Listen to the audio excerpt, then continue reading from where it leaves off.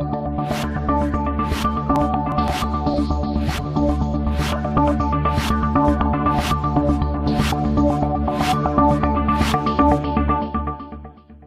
following program contains scenes and language of a frank and explicit nature. Viewer discretion is advised. In 5, 4, 3, 2, live now. Don't know, Mike. I don't know what you're talking about. Hey, everybody, he's a macho savage. You're listening to Mike Trash, TrashTalkingRadio.com. The best in the business. So say it, the macho king. Wrestling fans throughout Radio Land, listen to Trash Talking Radio at TrashTalkingRadio.com. Every Tuesday from 7 to 10 o'clock, you hear guys like myself, the you Ganon Giant come on.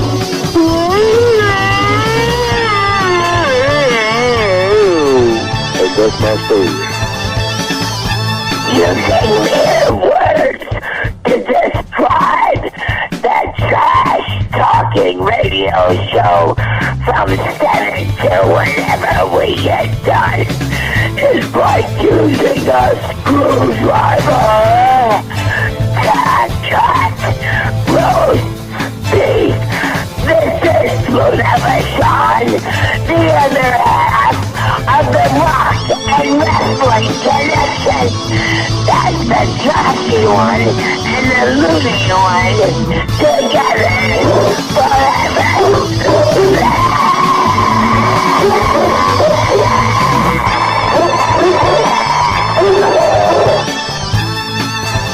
Hello, ladies and gentlemen. This is Ivan Koloff. I'm here to tell you about Mike Talking Trash. With the Trash 7 to 10. Tuesday night, you got to listen in. It's the best around, the best in town. Alright, hey, this is the Animal. One half of the world famous Tank in the Road Warrior. What you do? If you know it's good for you, listen to Trash Talking Radio or else. Everybody, you're watching Trash Talking Radio. This is Hulk Hogan. Hulk, what do you got to say about Trash Talking Radio? Well, I gotta say that I just bought Trash Talking Radio. You're out of the picture, dude. This is my show, and you better watch, because what you gonna do when Hulk Hogan's brand new Trash Talking Radio runs wild on you? This is the Vital Idol, and you're listening to Trash Talking Radio every Tuesday from 7 to 10 on TrashTalkingRadio.com. And remember this. When the Vital Idol tells you, it's got to be true. And when it's on the internet, it's got to be real. It's Trash Talking Radio every Tuesday from 7 to 10. I am the top of pop, the king of swing, the international rock star, way above par, the host with the most, Mr. Tuesday Night, the Vital Idol, Classy Mike Trash, and thank you very much.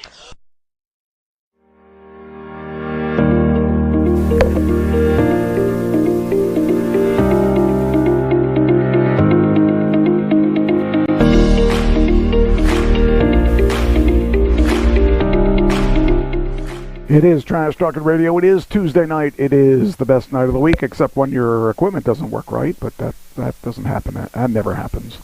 We always have things working right on Trash Talking Radio. And with me is Doug. Wow, your face is... I got to shrink your face down a little bit. You look like this monster coming after us. A giant, yes. Let's see. Let me see what we can do about fixing that. That's because I didn't have you here to model it.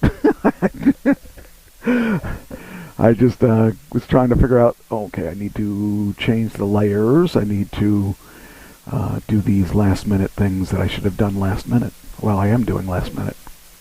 Space-time might get it good. Yeah. Okay, so I need to... Oh, I can raise that up. That's what I'll do. I will... see, you're a lot higher up than when I was fixing it for me. I was not that high up, so... Got to figure out why you shouldn't be that far off. Okay, what am I doing wrong here?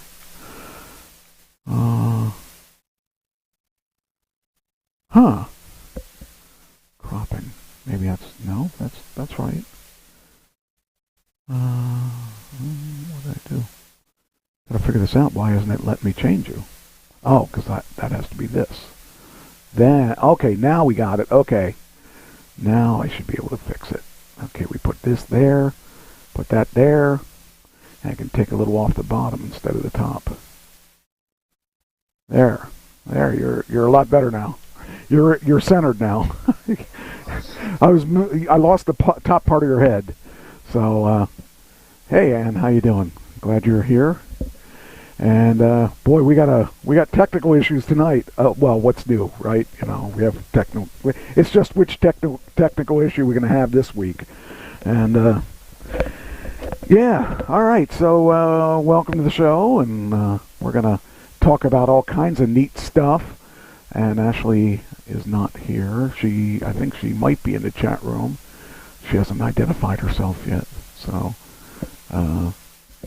what's that say? Tuesday. Yes, Tuesday. Yeah, this is one of those days that I even started early. I was down here early setting things up because I have a few new machines on here. Doug's on a new machine. He's not lagging now that the other machine's in here.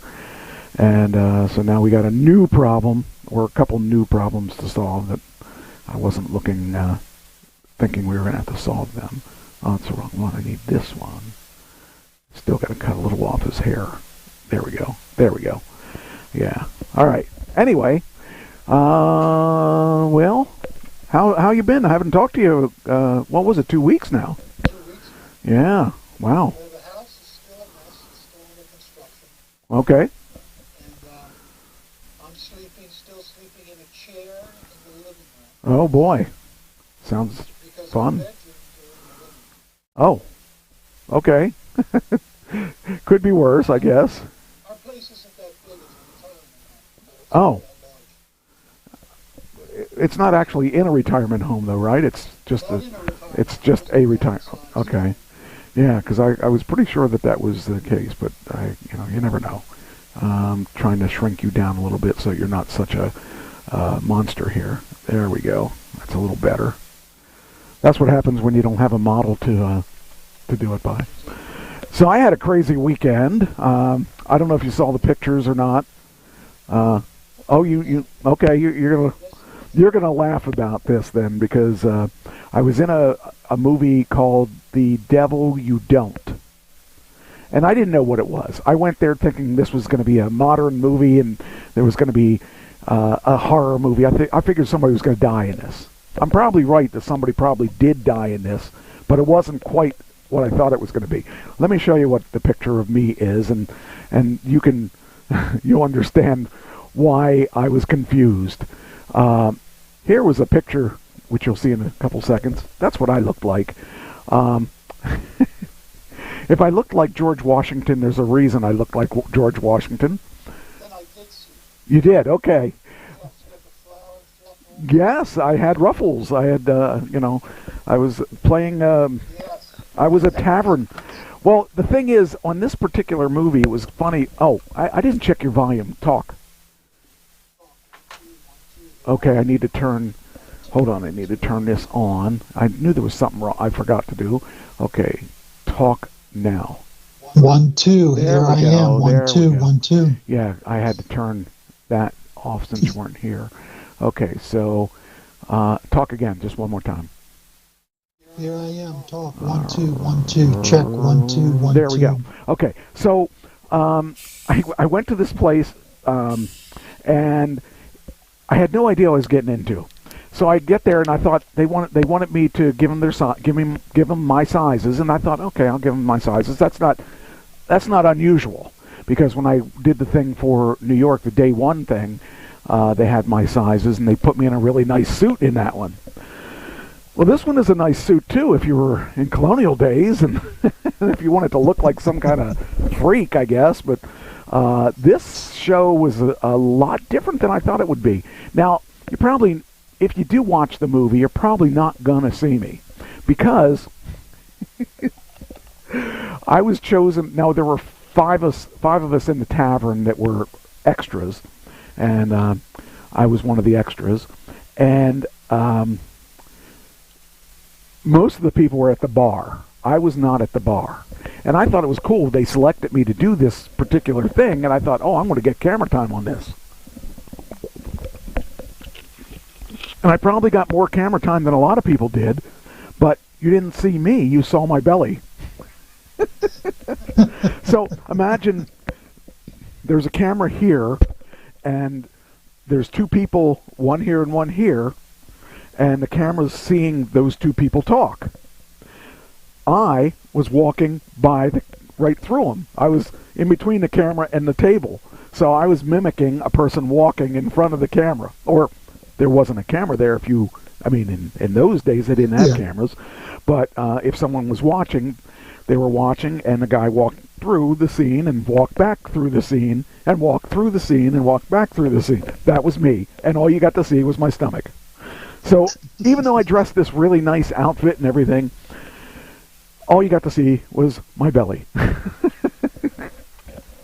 So I probably had the most screen time of all of us extras, but no, your belly, my belly had did, the yes. screen time. So they had me... No FaceTime for Michael. And the weird thing was they gave me a hat and everything. I mean, I was dressed to the hilt. So, kind of weird. But the thing that's really weird is that the guys that were talking, one was supposed to be Ben Franklin. And Ben Franklin, his job, or his what he was doing was hiring an assassin to kill one of the other colonials. I don't know what this movie's about, but I never thought that I would see Ben Franklin, giving money. Yeah. And he carried a bag of money, like it was a little satchel.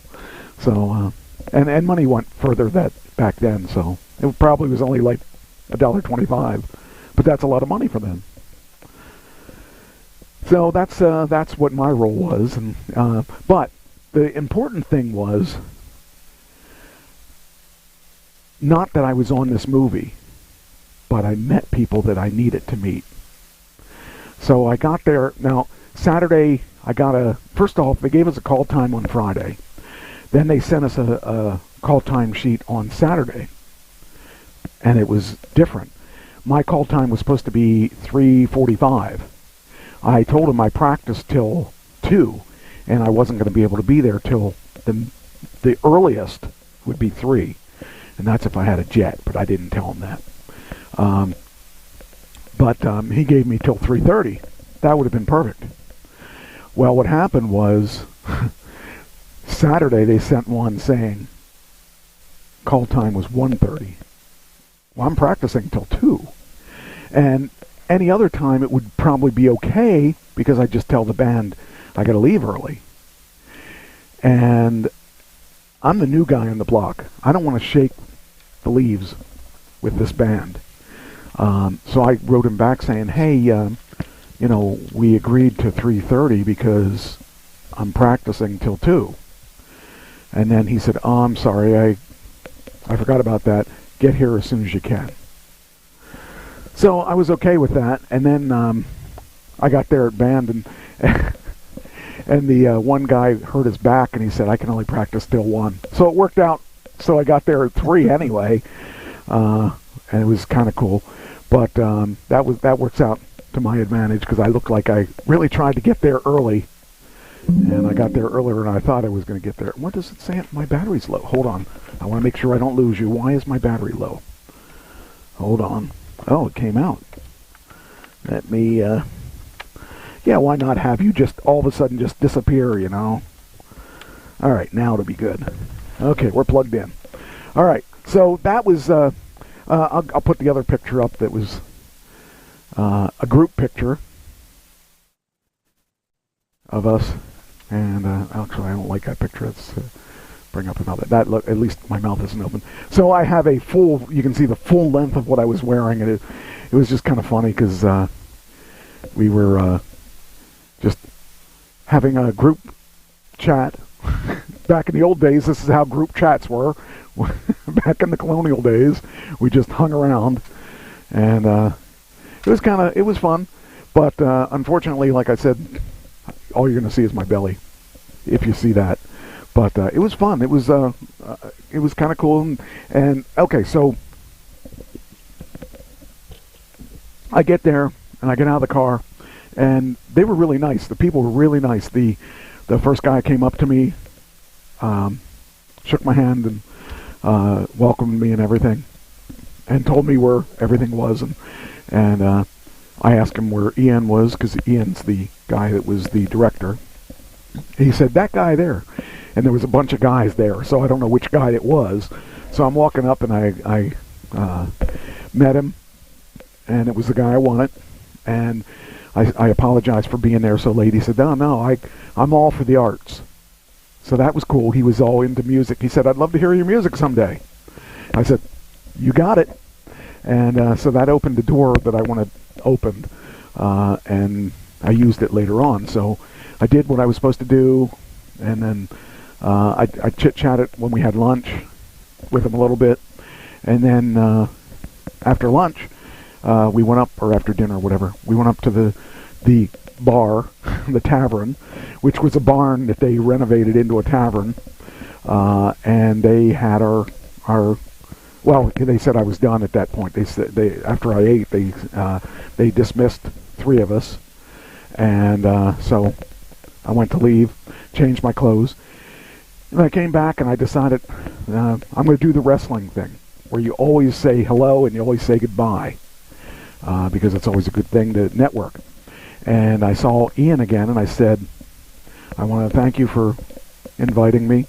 And if you have anything else, just let me know. He goes, well, I don't usually come down this far, because it was almost State College. And he goes, most of my work is New York and New Jersey. I said, that's perfect. I said, I just did day 0 for 5 days.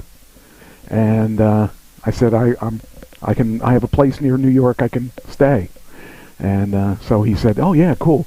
And then I said, do you ever collaborate with anybody? He said, yeah, all the time. Perfect. Opened the door. I told him what I had, some of the, just a brief thing on my projects. He said, send me some information. You got my email? You got my phone number? Opened the door right up. So I wrote him an email today that gave him information on my projects, and gave him a link to what they call is a deck. A deck is what the project's all about and stuff like that. It gives you a complete description of who's involved and who, whatever. And I sent it over to him. We'll see what he says. And I also sent him a list of some music videos that I did, so he could see what kind of stuff I'm doing. And we'll see. We'll see what happens. But I think I have a shot at listening, or at him listening to my project. So that has me all excited, because, each time you meet somebody in the right place, it can lead to something else. And, it can lead to something else. And I don't even care. I didn't even care if I got paid for this. To me, it was worth it just to meet this guy and meet the crew and stuff. And these guys all know who I am now. And hopefully I'll be included in future products. Because they were really nice people. They liked what I did. They liked my belly. So I got a good belly for TV, I guess. Finally, after all these years, my belly is appreciated. That's nice. So that had me real excited, because, each time I do these projects, I'm not making a whole lot of money. I mean, let's face it. If you're not SAG, and if you're not, if you're not writing the project, or if you're not, you're not a name or anything, you're not making a lot of money. And I'm not in it for the money. I'm in it for the art, and that's what it comes down to. So, it's nice that they liked what I did. I didn't have to worry about flubbing up any lines, because I didn't have any. And my name probably won't even be on the project. They probably, because they don't usually put the extras in the credits or anything. So I know I was in it. And anybody that doesn't believe me, there's my belly right there. So it was fun. And it's one of those things that you just do what you do and see what comes out of it. So I was happy that that the guy was cool, and he was into projects like that. So who knows? He may be working with me next. So who knows? That'd be nice. Because if I could find a money man. Actually, the one project I have is one location, so it would be relatively cheap to shoot it. So and I explained that in the letter that I wrote that, that it would be relatively inexpensive to shoot. So, pirate shirt, yeah. I don't want to be a pirate. I couldn't believe I had ruffles in my shirt. I've never really worn a shirt like that. So not that you admit to. Right. Yes, exactly. Now in college, we all experimented. Yes, we did. And that's where we especially on Roberts Valley Road.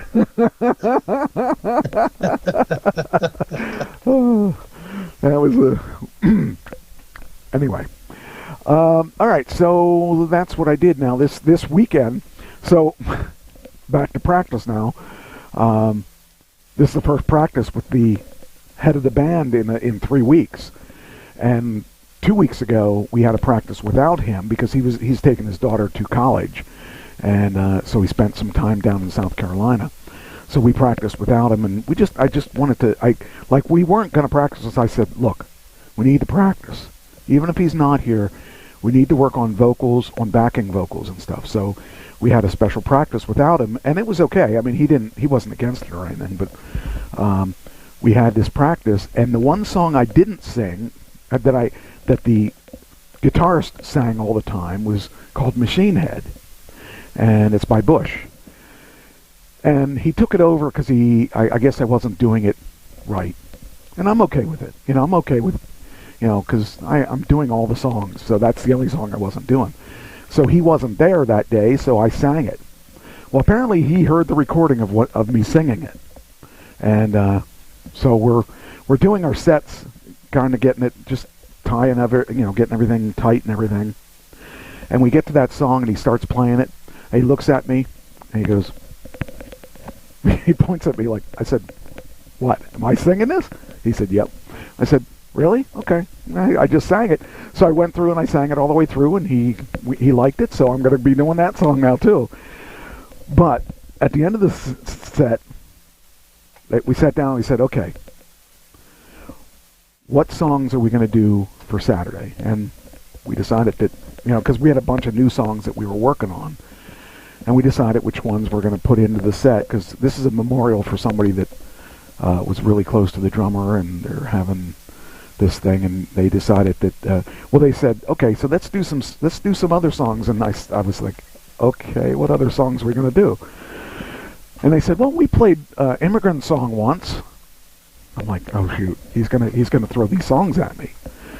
So he started throwing these songs at me, and he threw Cumbersome at me, which we've never done. They've done, I've never done. I said, I've never done that song. They said, well, you got till Saturday to learn it. TNT by AC/DC. I'm like, I've never done this song. You've got till Saturday. They threw 4 songs at me that I've never sang. Fortunately, they're good, and I can do it. It's just they put a lot of pressure on me now, because it's not that it matters if we screw it up, because this is just, I don't want the memorial. I don't want people to remember me screwing up, but I'm going to have my notebook there, so I'll have all the lyrics. So I just got to listen to them a couple times. And what they do is usually in practice, we'll do our sets, and then somebody will start playing a song, and the rest of them will start playing, and I'm like, oh shoot, I got to look up the lyrics. And then I look up the lyrics, and then I got to do it on the spot. They've been doing this to me all the time, ever since I started playing in the band. And I don't mind the challenge, but it kind of scares me a little bit, just a little bit, that I'm going to have to be on my best behavior and nail these ones that they gave me. I don't think I'll have a problem with them, because the TNT song's really easy. Cumbersome is okay. There's some tricky stuff in there, and I just got to get the wording down. And some of the other songs, I have a couple little issues that I don't have them all memorized yet either. They know it, because they're giving me these songs that I've only done one time, and I'm okay with it because they're not giving me a hassle about having my notebook there. So my notebook will give me the lyrics to everything. So yeah, I'm looking forward to it because this is the first time I've played out in, well, August will be 3 years. So. That long? Yeah, because Ken's been dead 2.5 years now. And the last job we did was in August of 2021. So, because he died in November of 2021. So, yeah, it's kind of scary in a lot of ways, but yet exciting at the, because I really have been craving playing music again. So, yeah, well, we're going to get to do that. You got to be careful what you ask for because sometimes you get it. And so I'm not really overly worried about it because I think I'll do okay. I won't be perfect, but, music isn't perfect. So it'll be good. Hopefully. We'll find out. And if nothing else, maybe I'll just have them shoot my belly. Actually, I'm going to video it, and I'm going to audio it, and all that stuff, so. All right. Let's get the show started. You got anything to say you want to talk about? We can do payday loans if you want to do it now. We can do that now if you want. I don't care. We can do that now if you want, or we can do it after celebrities, whatever you want to do. Celebrities. Okay. I don't have a lot. I think I have a couple things that are interesting in the celebrity stuff. First one I want to talk about was Trump's guilty verdict. Yes. I can't get away from that. And the reason I can't get away from it is there's a couple good reasons, but the biggest reason is the ratings of the verdict. They were 18.8 million watchers that watched the guilty verdict, according to this website, Hollywood Reporter, which is, to me, that's unheard of. And all it's ever, I think that's all that they have done by doing this is made him a martyr. And now the Republican people are more pro-Trump. And because this was just a witch hunt, and the things that this did was just stir people up even more. And I don't know that I don't know that they saw this coming, but I think most of us did.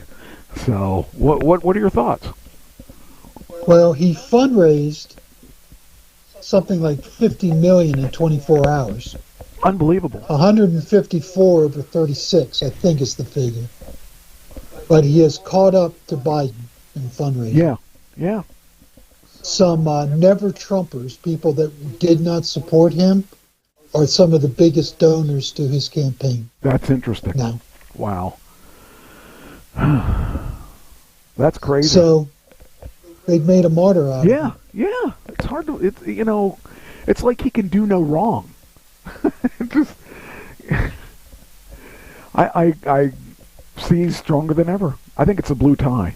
I think that's what it is. It's the blue tie. So. Well, July 11th is going to be the next big day.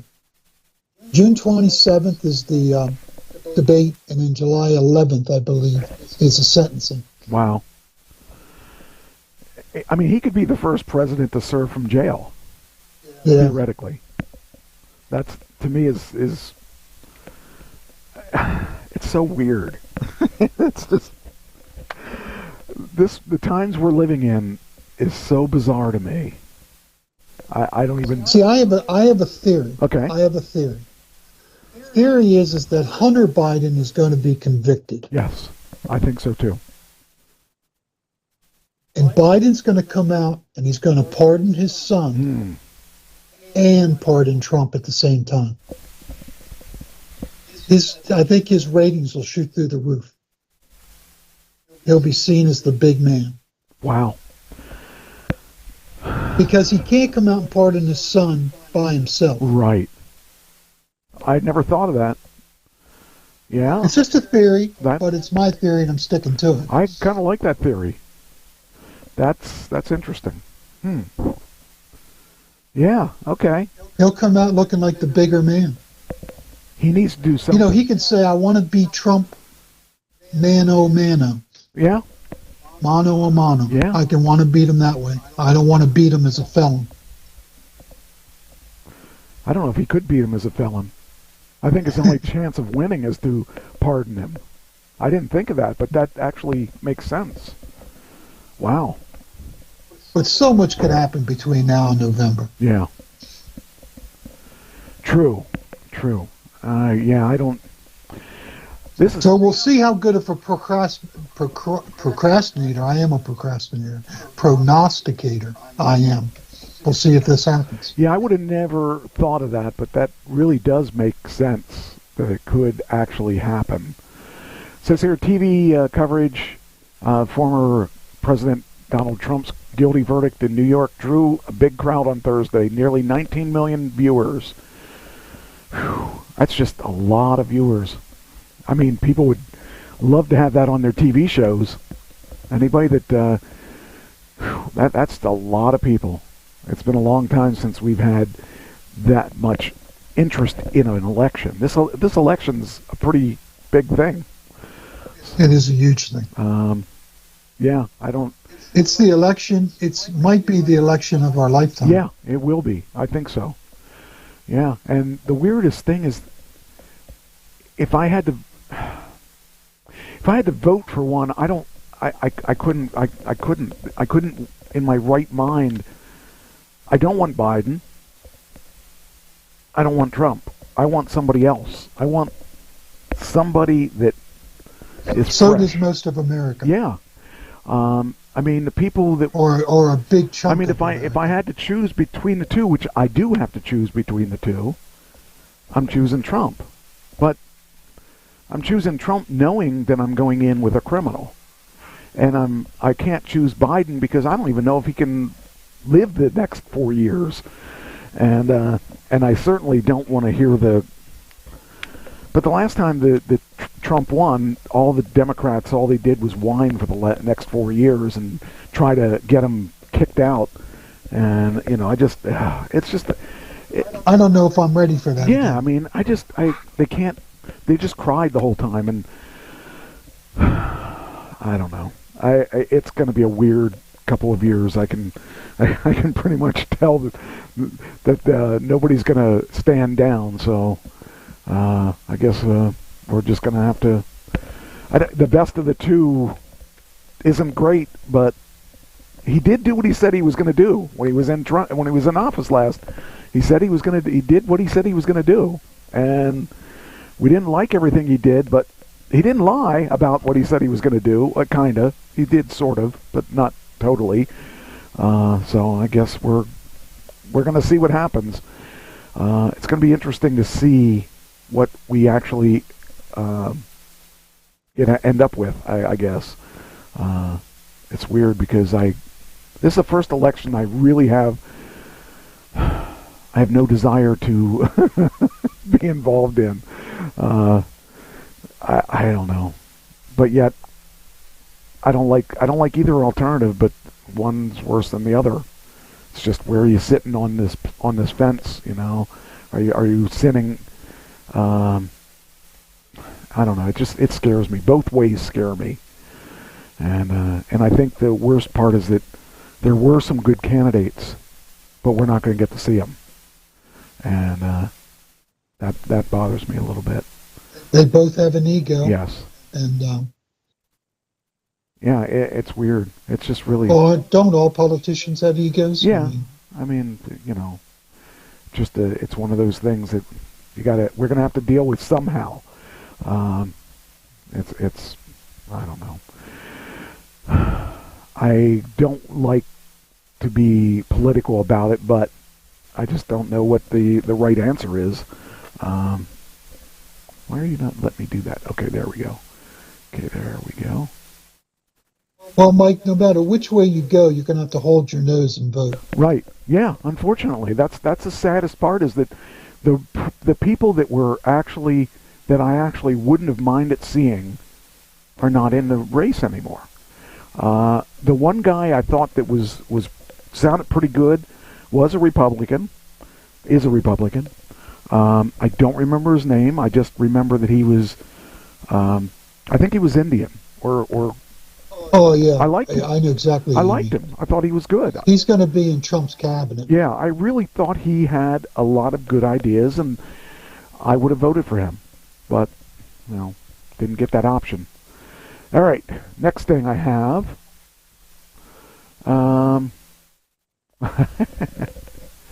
You know who Adele is, right? Yes, I do. A farmer in Adele. She shut down her show because there was a homophobic heckler. Okay, I've been a musician for a long time. You don't shut down your whole show for that kind of thing. You just ignore them. You just get them removed. But she says, "Are you effing stupid?" And then she interrupted by somebody that said, "Pride sucks." I mean, there's going to be those people out there that are going to believe that. And they paid to see her. And she decided she wasn't going to deal with that kind of person. And so everyone suffered because of that.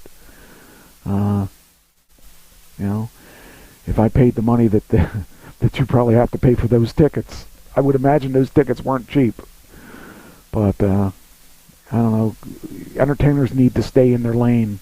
You're getting paid to entertain. Just entertain. Just ignore people that do not agree with you, and do your job. Be like going to working at Walmart and someone says something, you get offended by it, and I'm not going to sell you this toilet paper because you said something I don't like. It's entertainers think they have the right to tell people what to believe. Now, I don't think that was a cool thing to do, to say anyway. I mean, everyone has a right to be themselves, but some people still don't believe that. But that's, that was the other big one there. This one is,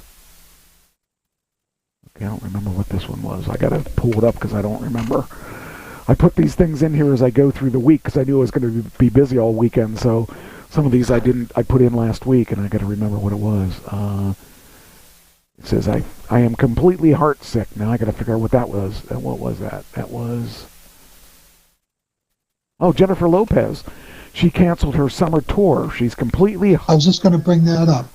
Okay, yeah. She didn't sell out. Well, she says that she's heartsick because of her and Ben Affleck, I guess, broke up. Yeah, well, also her concerts weren't doing that well. And it makes more sense to admit the heartache of Ben Affleck than to admit that your tickets aren't selling. I don't know. Again, here, this is one of those things that people don't come to see Ben Affleck. They came to see Jennifer Lopez, and then if she can't deliver, you're not doing your job. You got to do your job, and that's my opinion of that. So I don't know. When Pam died, I didn't do a whole lot of anything, but I didn't have a whole lot set up, so I didn't cancel any jobs. And if I had a job then, I probably would have still done it, because you got to do what you promised to do. That's always been my belief, is that you can't say, well, I don't feel like doing it. Because if you're in entertainment, you got to do your job.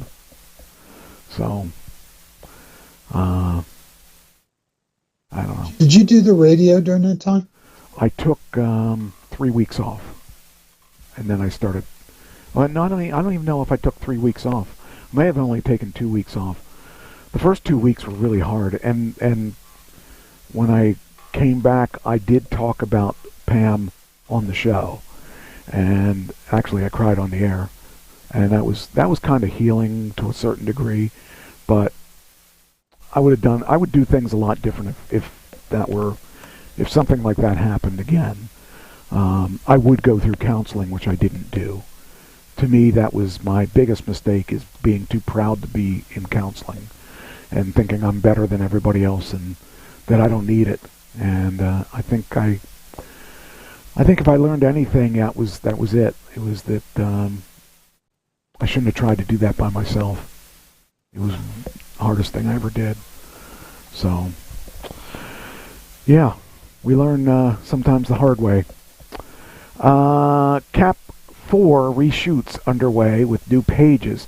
Captain America there's a new Captain America because they retired the first one, and he gave his powers to this other guy, and I think it's interesting that they did.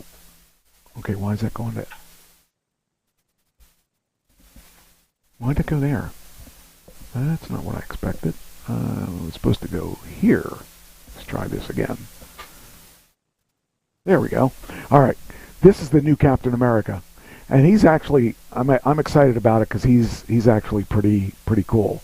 I think that he'll be a good Captain America because did you see the Captain America stuff?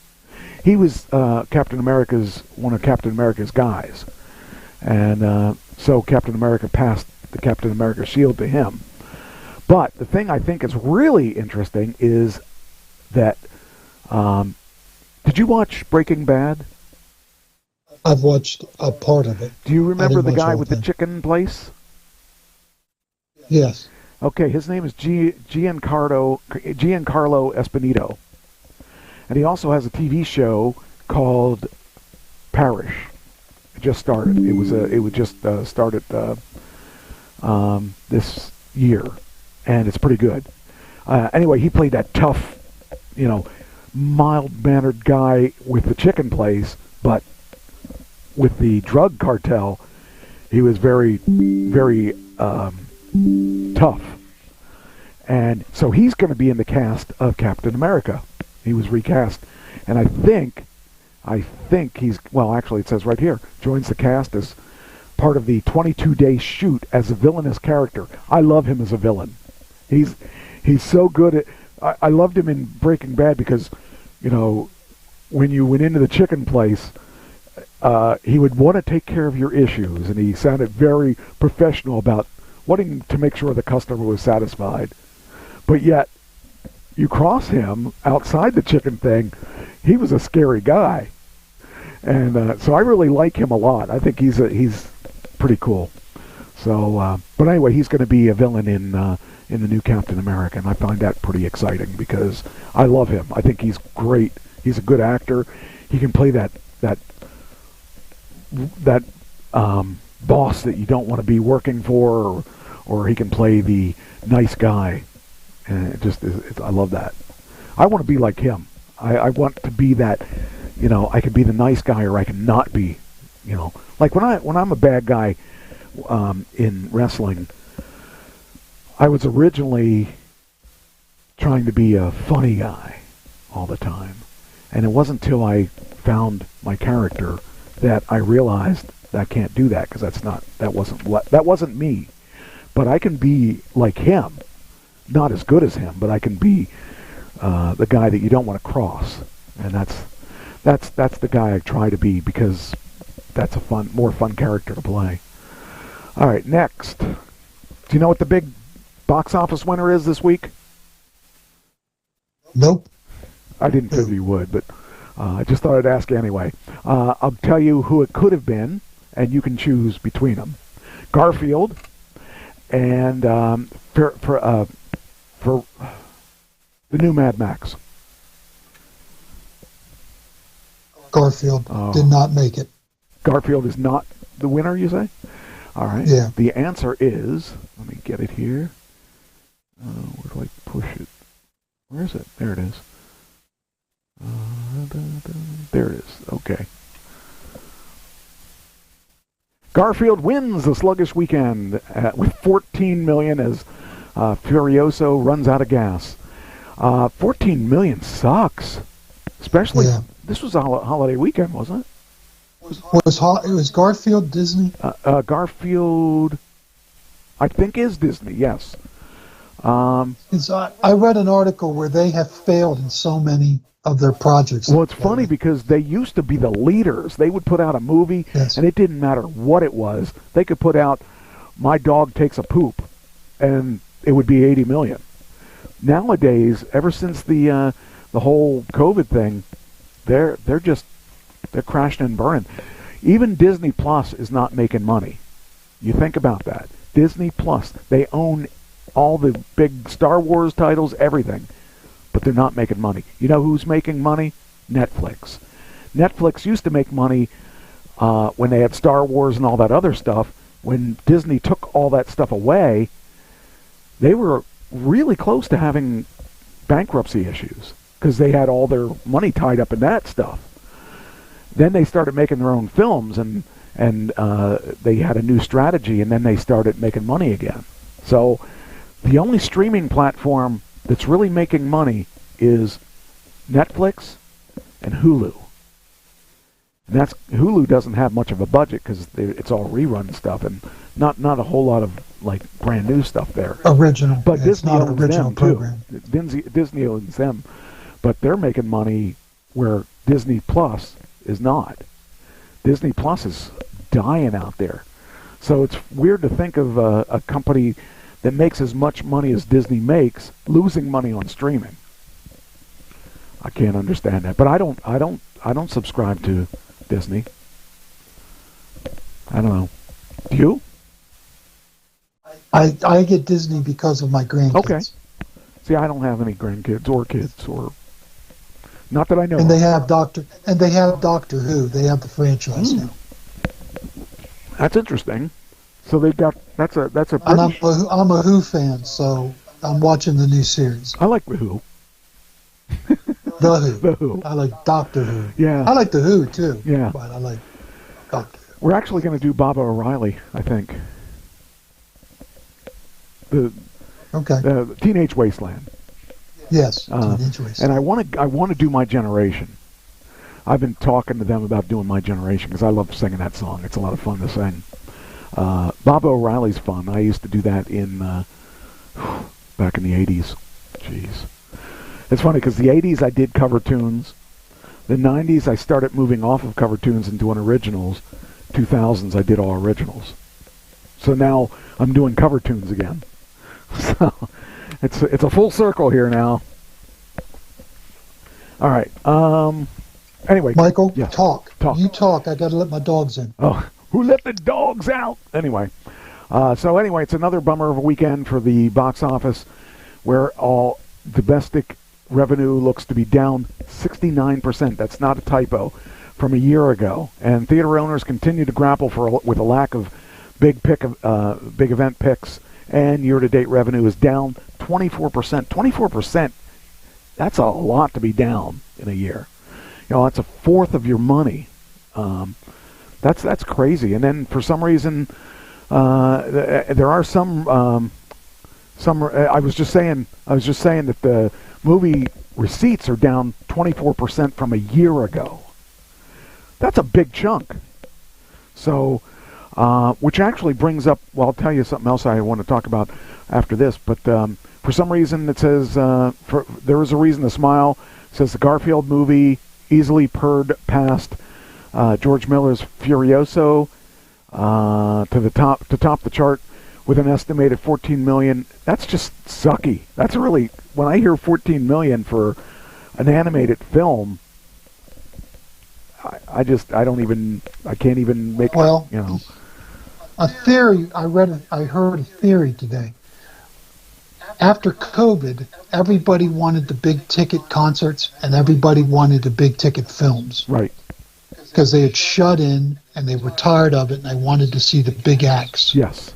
That's now passed. But even before COVID, a movie like Garfield would have done 80 million easily on the first week.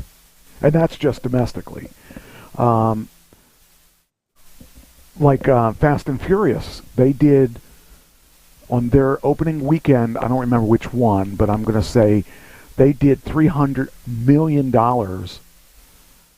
in like 2 weeks, which is really awesome. The Barbie movie, that made $1 billion, but it took them a couple months to do that. But their first weekend they did $125 million the first weekend. because all the girls never get movies made for them. So, and I liked it too, but that's beside the point. I liked it because... Well, you will frilly... yeah, well, you know, shirts too. It looked good on me. It looks like I should have been in that. And time it all period. started in Roberts Valley. So. Yeah. Oh, here comes the sun. Doo-doo-doo-doo. Oh, yes. Anyway, next thing. So, I want to see if there's anything else I want to say out of this. Fall Guy. Okay, it did 158 million since its opening, and it's been, what, a month? That's just horrible. I mean, it really, for a big movie, back when I used to go to the movies every weekend, your bad movies did 60 million, 70 million. Your good movies were doing 100 to 120 million. People don't have the money to spend. Oh, or they lost interest. Everyone's got video on demand, and even now, actually, I'll talk about this too because I'm thinking about doing it. Who's your provider? Your internet provider? I have a YouTube TV. Oh, Verizon. Verizon. Okay, so I have Xfinity, and Xfinity has this thing called. I want to say it's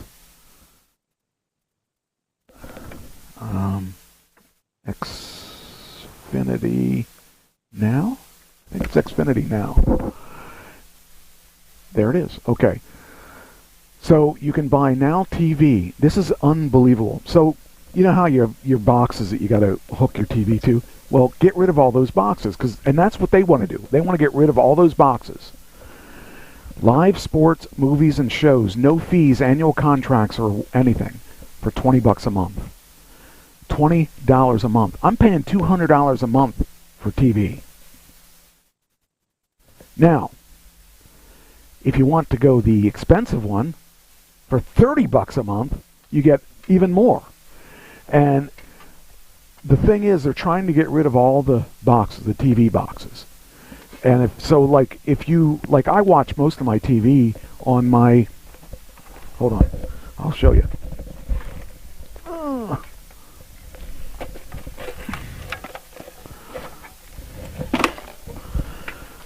On a box, on my own box.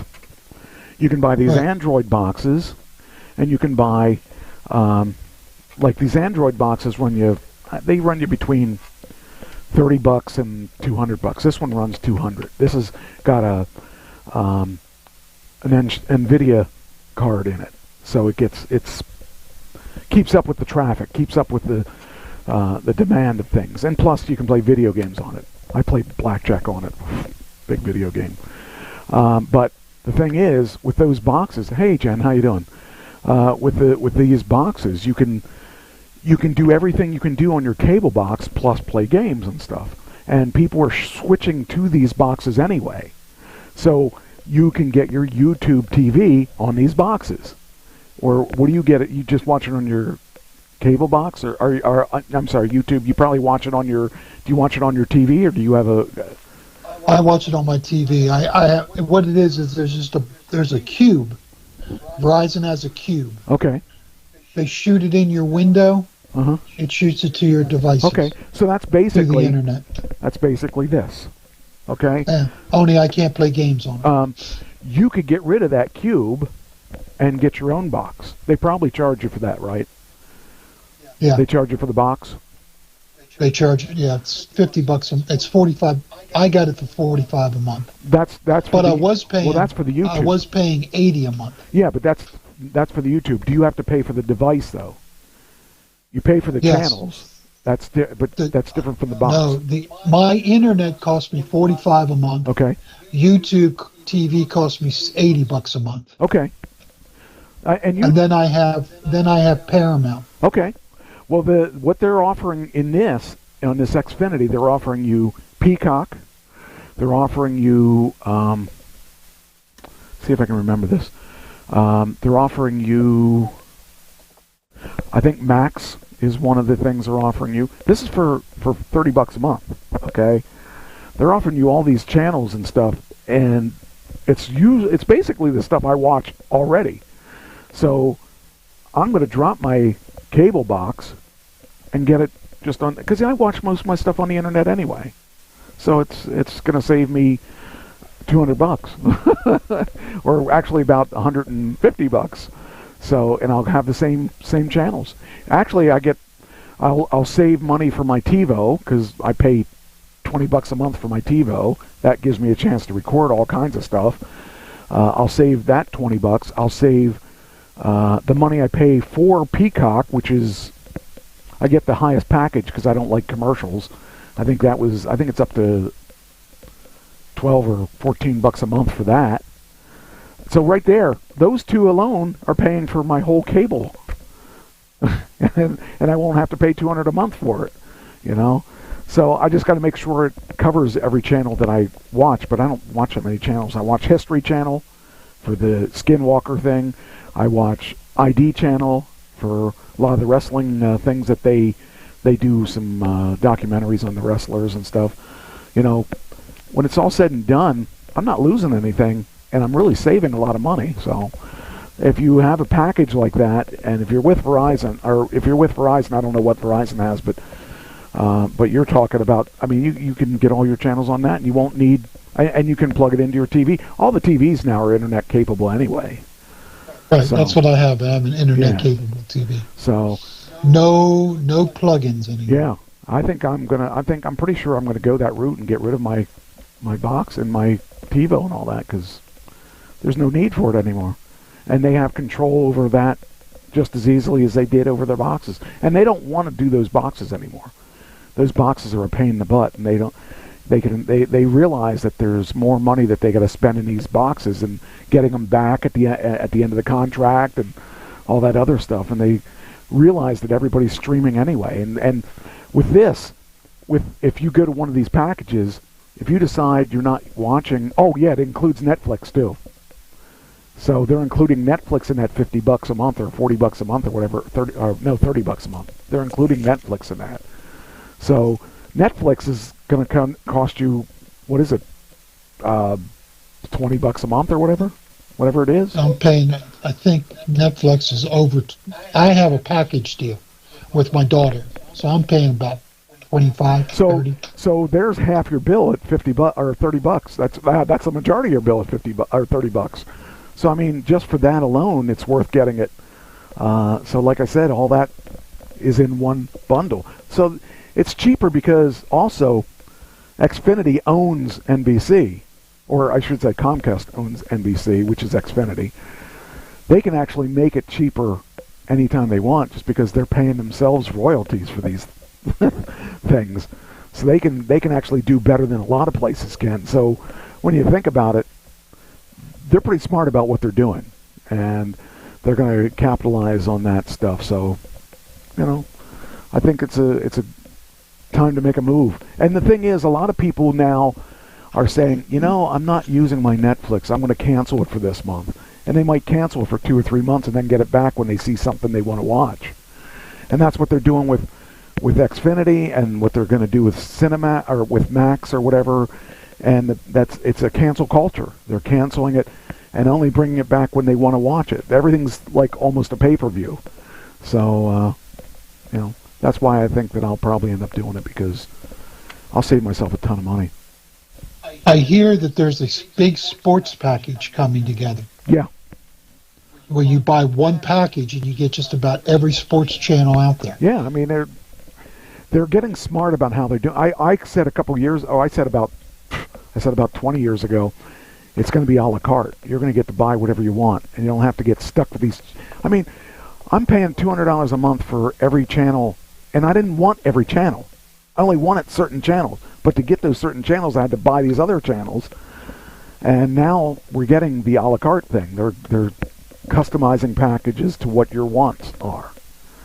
So I don't know. I think it makes a lot of sense, and they're finally doing the right thing. You know, and the problem is they can't not do that, because the internet is taking over everything. So the same way that you couldn't get Netflix before without an internet. It's just swinging the other way. Now everything's gone over to the internet. And it's a lot cheaper for them. They don't have to maintain two systems. They don't have to maintain this hardware system and this streaming, what everybody wants anyway. Because everybody wants speed. So now they can lower the price of the package of speed and stuff too. So, that was a kind of a fun thing to learn. Sports. This probably means a lot more to you than me, but the Minnesota Vikings signed Justin Jefferson. Oh, wait. To the largest contract for a wide receiver, $140 million. Yeah, the wrong thing came up. Oh, I'm sorry, I was wrong about this. Hold on. Cowboy Hall of Famer Larry Allen dies at 52. That's the other yes. one. Where'd that come from? Why did that come up? Must be what I put. Minnesota Vikings. Justin. Well, why didn't I get the Justin? Darn it. That was a weird one. That's not the link I thought that it was. Hold on here. I gotta figure out what happened there. There must be more than one link in there. Okay. Larry... Oh, yeah, that's the second link. Okay. Okay, Larry Allen, Pro Football Hall of Fame offensive lineman, dies at 52 while vacationing in Mexico. That sucks. Sucks to die while you're on vacation. Jeez. That's a young age, but that'll just tell you, he was a big man. Yeah. A big man. What did he die from? Did it say? Deeply loved and cared. I mean, that's the thing. Okay, so I'll talk about, since we're talking about this guy, a friend of mine,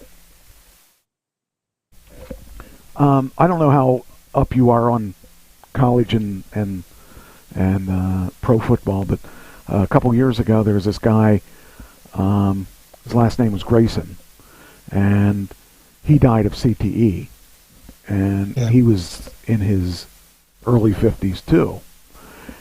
His wife was a friend of mine, and she was, don't cry about it, I mean, you don't even know him. I'm tearing up, Mike. I'm tearing up. Anyway, so her Tina is the one I know. Tina is the actually his last name might have been Harding.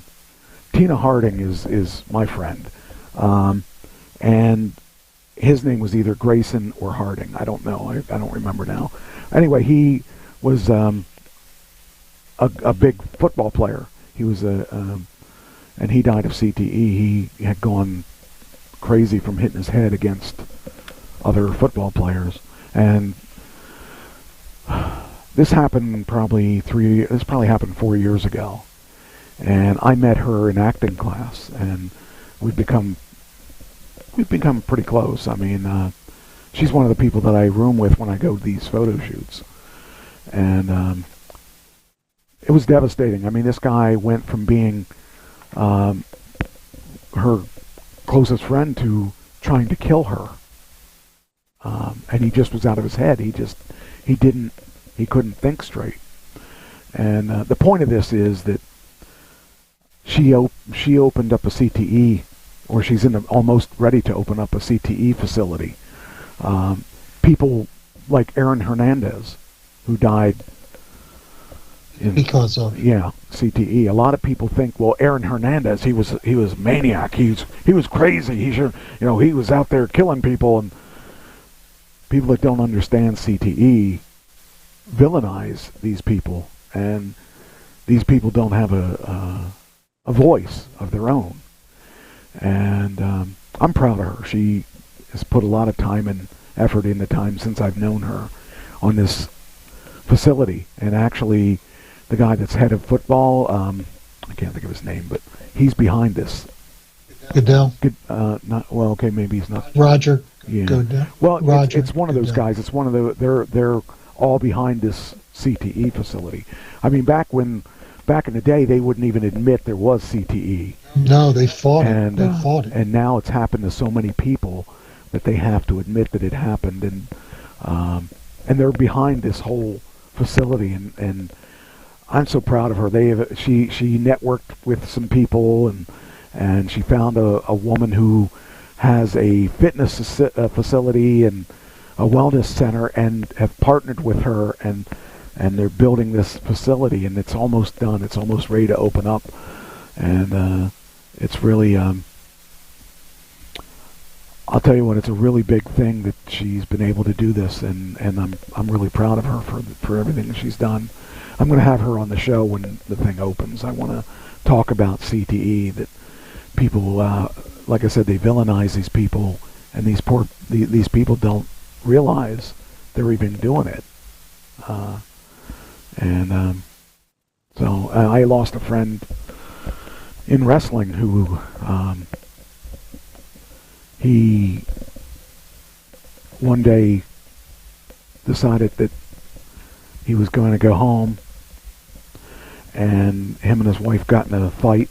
The children were upstairs. They were about 14. And he got in a fight with her, and we don't know what happened, but he shot her, and then he shot himself. And, of course, they villainized him, too. And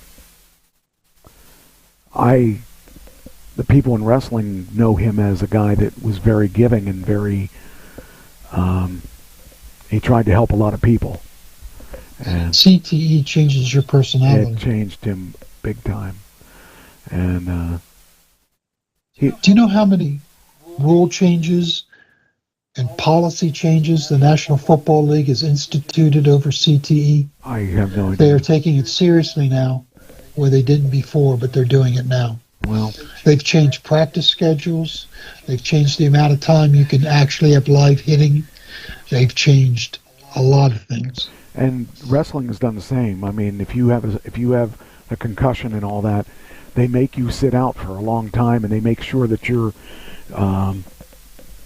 if you get so many concussions, they won't use you at a certain point, because they know, because of Chris Benoit is the biggest name that got in the news for CTE, because he killed his wife, his son, and himself, all because of CTE.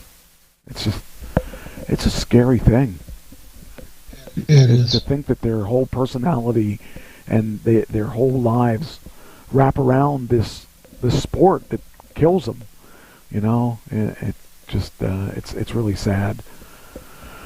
Okay, so the person I was talking about was Minnesota Vikings wide receiver Justin Jefferson. This is the right article, I think. Here we go. Agreed to a 4-year, $140 million deal. That's almost what I make.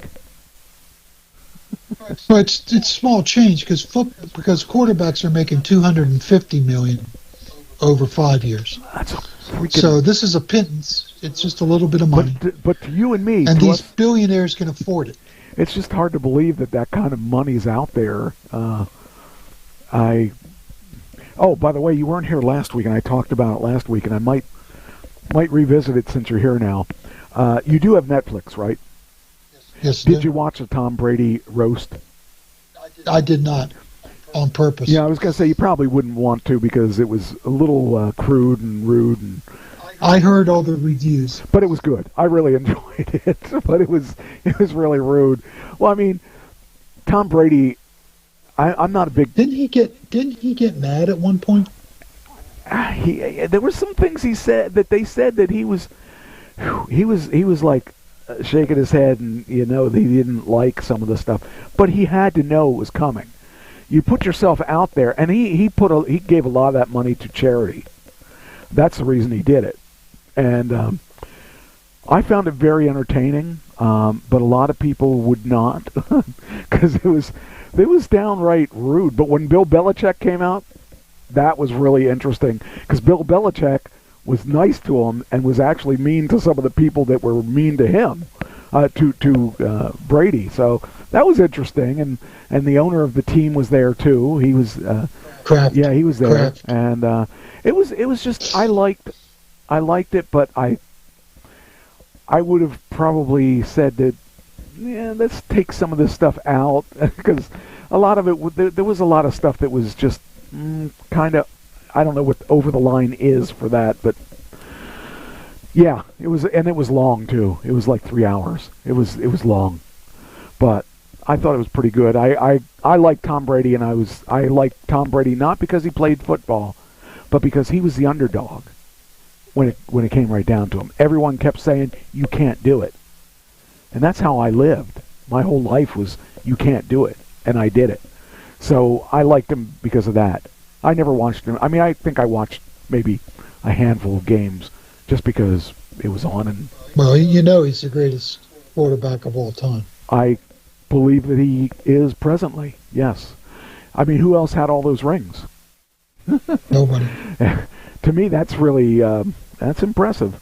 And, but yeah, it was a good, I really enjoyed it, but I think that you probably wouldn't because of the language and some of the subjects, and it was a little over the line a couple times. So I would say there were a few fouls on there.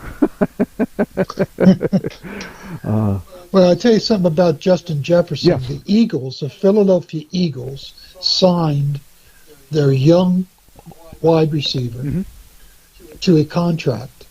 They extended their other All-Pro wide receiver to a contract before Jefferson's got his. Oh. Now those two deals look like steals compared to what Jefferson got. Interesting. Okay. I guess, I mean, I don't know what to think about it, because back when we were kids, if you had $100,000, you were a millionaire. Well, in today's standards. Today, you have $1 million, it's like, oh, so? So what?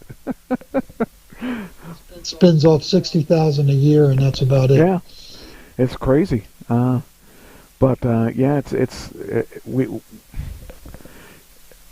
someone saying they're a millionaire doesn't mean as much as it did then, and it's kind of weird because I thought to myself, all my life I wanted to be a millionaire. Now it doesn't mean anything. It's you're not. Well, they do tell you though that you should have. What was it? The number was $500,000 to retire. Is what I was told. At least. Yeah. Well, I mean that's plus your whatever Social Security is. Social Security. And you can live a good life with that, as long as you aren't spending it on extravagant. As long as you're not spending on a Tesla or things like that. Yes, like Tesla. Yes. So. Plus a truck, plus a Prius, plus a... Well, I only have a Prius and the Tesla, so... but, yeah, I mean, it doesn't go like it used to. It used to be, if you had $1 million, you were happening. But, yeah, I've got good people running my finances, though, so that's I couldn't do that by myself. YouTube... says American YouTuber, Mr. Beast. Ever hear of him? Nope. Me neither, but I mean, I've heard his name, but I don't know what I guess he's famous for most subscribers on YouTube. Any idea how many? I have no idea. Take a shot. 20 million? Oh. 20 million? Let's see. 269 million subscribers. 269. How do you get 269 million subscribers? I can't get 269 subscribers. How do you get the million behind there? And that's when you start making money. When you make money off of it. I'm sure he's a millionaire. Oh, yeah. Over and over. And he's only, in his 20s maybe, 30s maybe. 26-year-old. He's made history on the platform with a seemingly unassailable 269 million subscribers, dethroning T-Series, who had, I don't know how many he had, but I just can't even imagine. I can't imagine that. That's just unbelievable. 269. I'm not subscribing to him because I don't want to give him any more. You know, forget that. You want to steal some? Now, if he subscribes to me, I'll subscribe to him. All right, next one. Cyndi Lauper is in the news. She announced that she has Girls Just Want to Have Fun farewell tour. I have a friend who's friends with her. Yeah. I have not ever got to meet her, but do you have any idea how old she is? 50. Oh, no, she's older than that. She's older than us. I think she's 70. I want to say 70. Yeah, she's 70. Jeez. And she's going on tour? Yeah. This is her last one. So if you don't get to see her this time, you're not going to see her. But I wouldn't mind seeing her. I think she's okay. There's a couple songs I like of hers, but not enough to pay those high ticket prices. So it's funny that I wouldn't think, when I think of her, I don't want to think of her at 70. I want to think of her in her 20s or whatever it was that she was coming out at. Let's see, she's, 70 in 2024.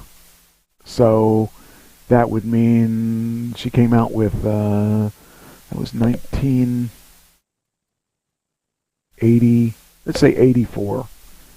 She came out with that. Jeez. That makes me feel old too. Speaking of bands, you know who is killing it on tour? Who? Hootie and the Blowfish. Isn't that Darius? They're packing out the arenas. Is that Darius Rucker's band? Yeah. What? That's Darius Rucker's band. He was doing country for so long, it's probably everybody wanted to see him playing good music again. Yeah. You just lost one of your 269 oh boy, I'm never going to... subscribers. Oh well, that's only one. I would see Cyndi Lauper first, I think. I think there's only 2 of their songs I like, and I like at least 4 of hers, so I like her twice as much as them. Okay, what else we got? Okay, so this is all gone now. Oh, that's the Cyndi Lauper thing again. I had a second article on her. Then we got... Oh, we're almost done with the entertainment. So, today is Bruce Springsteen's birthday. And he...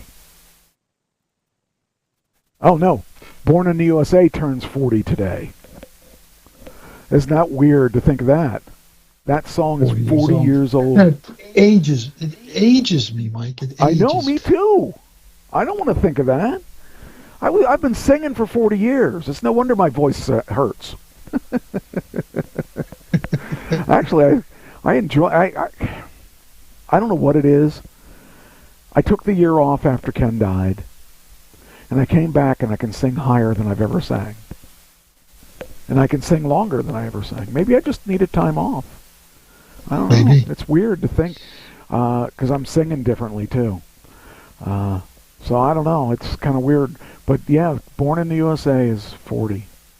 That's crazy. I can't even, 40. So that means it came out in 84, right? No. Yeah. Yeah, 84. That means I've been playing longer than 40 years. Oh, man. Now I feel old. I didn't feel as old before, but now I have to add a couple years onto that, and that's when I started. Because I think I started in 1980. So I'm now 44 years in. Yep. I was born in the USA, too. I saw, do you remember, Because the Night Belongs to Lovers?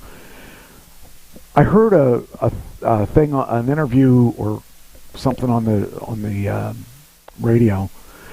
I guess he wrote that song originally, or started to write that song and didn't finish it. And somebody wanted to buy that song from him, and he said, but it's not done. And he goes, well, they said, well, we want it. We want to finish it. And so he sold the rights for that song to somebody. I don't remember who it is, but anyway, this song comes out, and he re-releases it as a song, and somebody else did too, and they make a lot of money off that song. So I wish somebody would do that for me.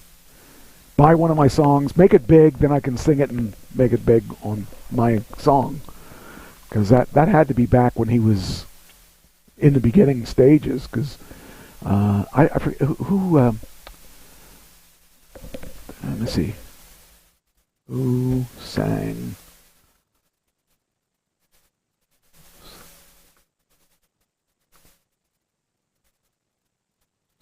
Two lovers. Let's find out who. I forget who it was that did that. Patti Smith ended up doing that song. They ended up buying that song and doing that song, and then he ended up. Here it is. The Patti Smith group sang "Because of the Night," a rock song written by Bruce Springsteen and Patti Smith.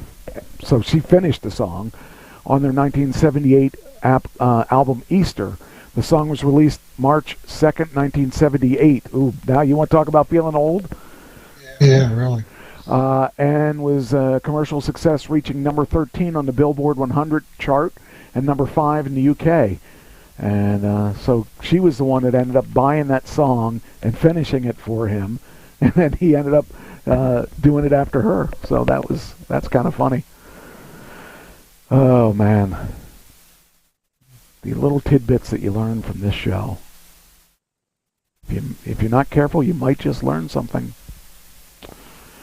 That's a dangerous thing. Yeah. All right, let's see. I think...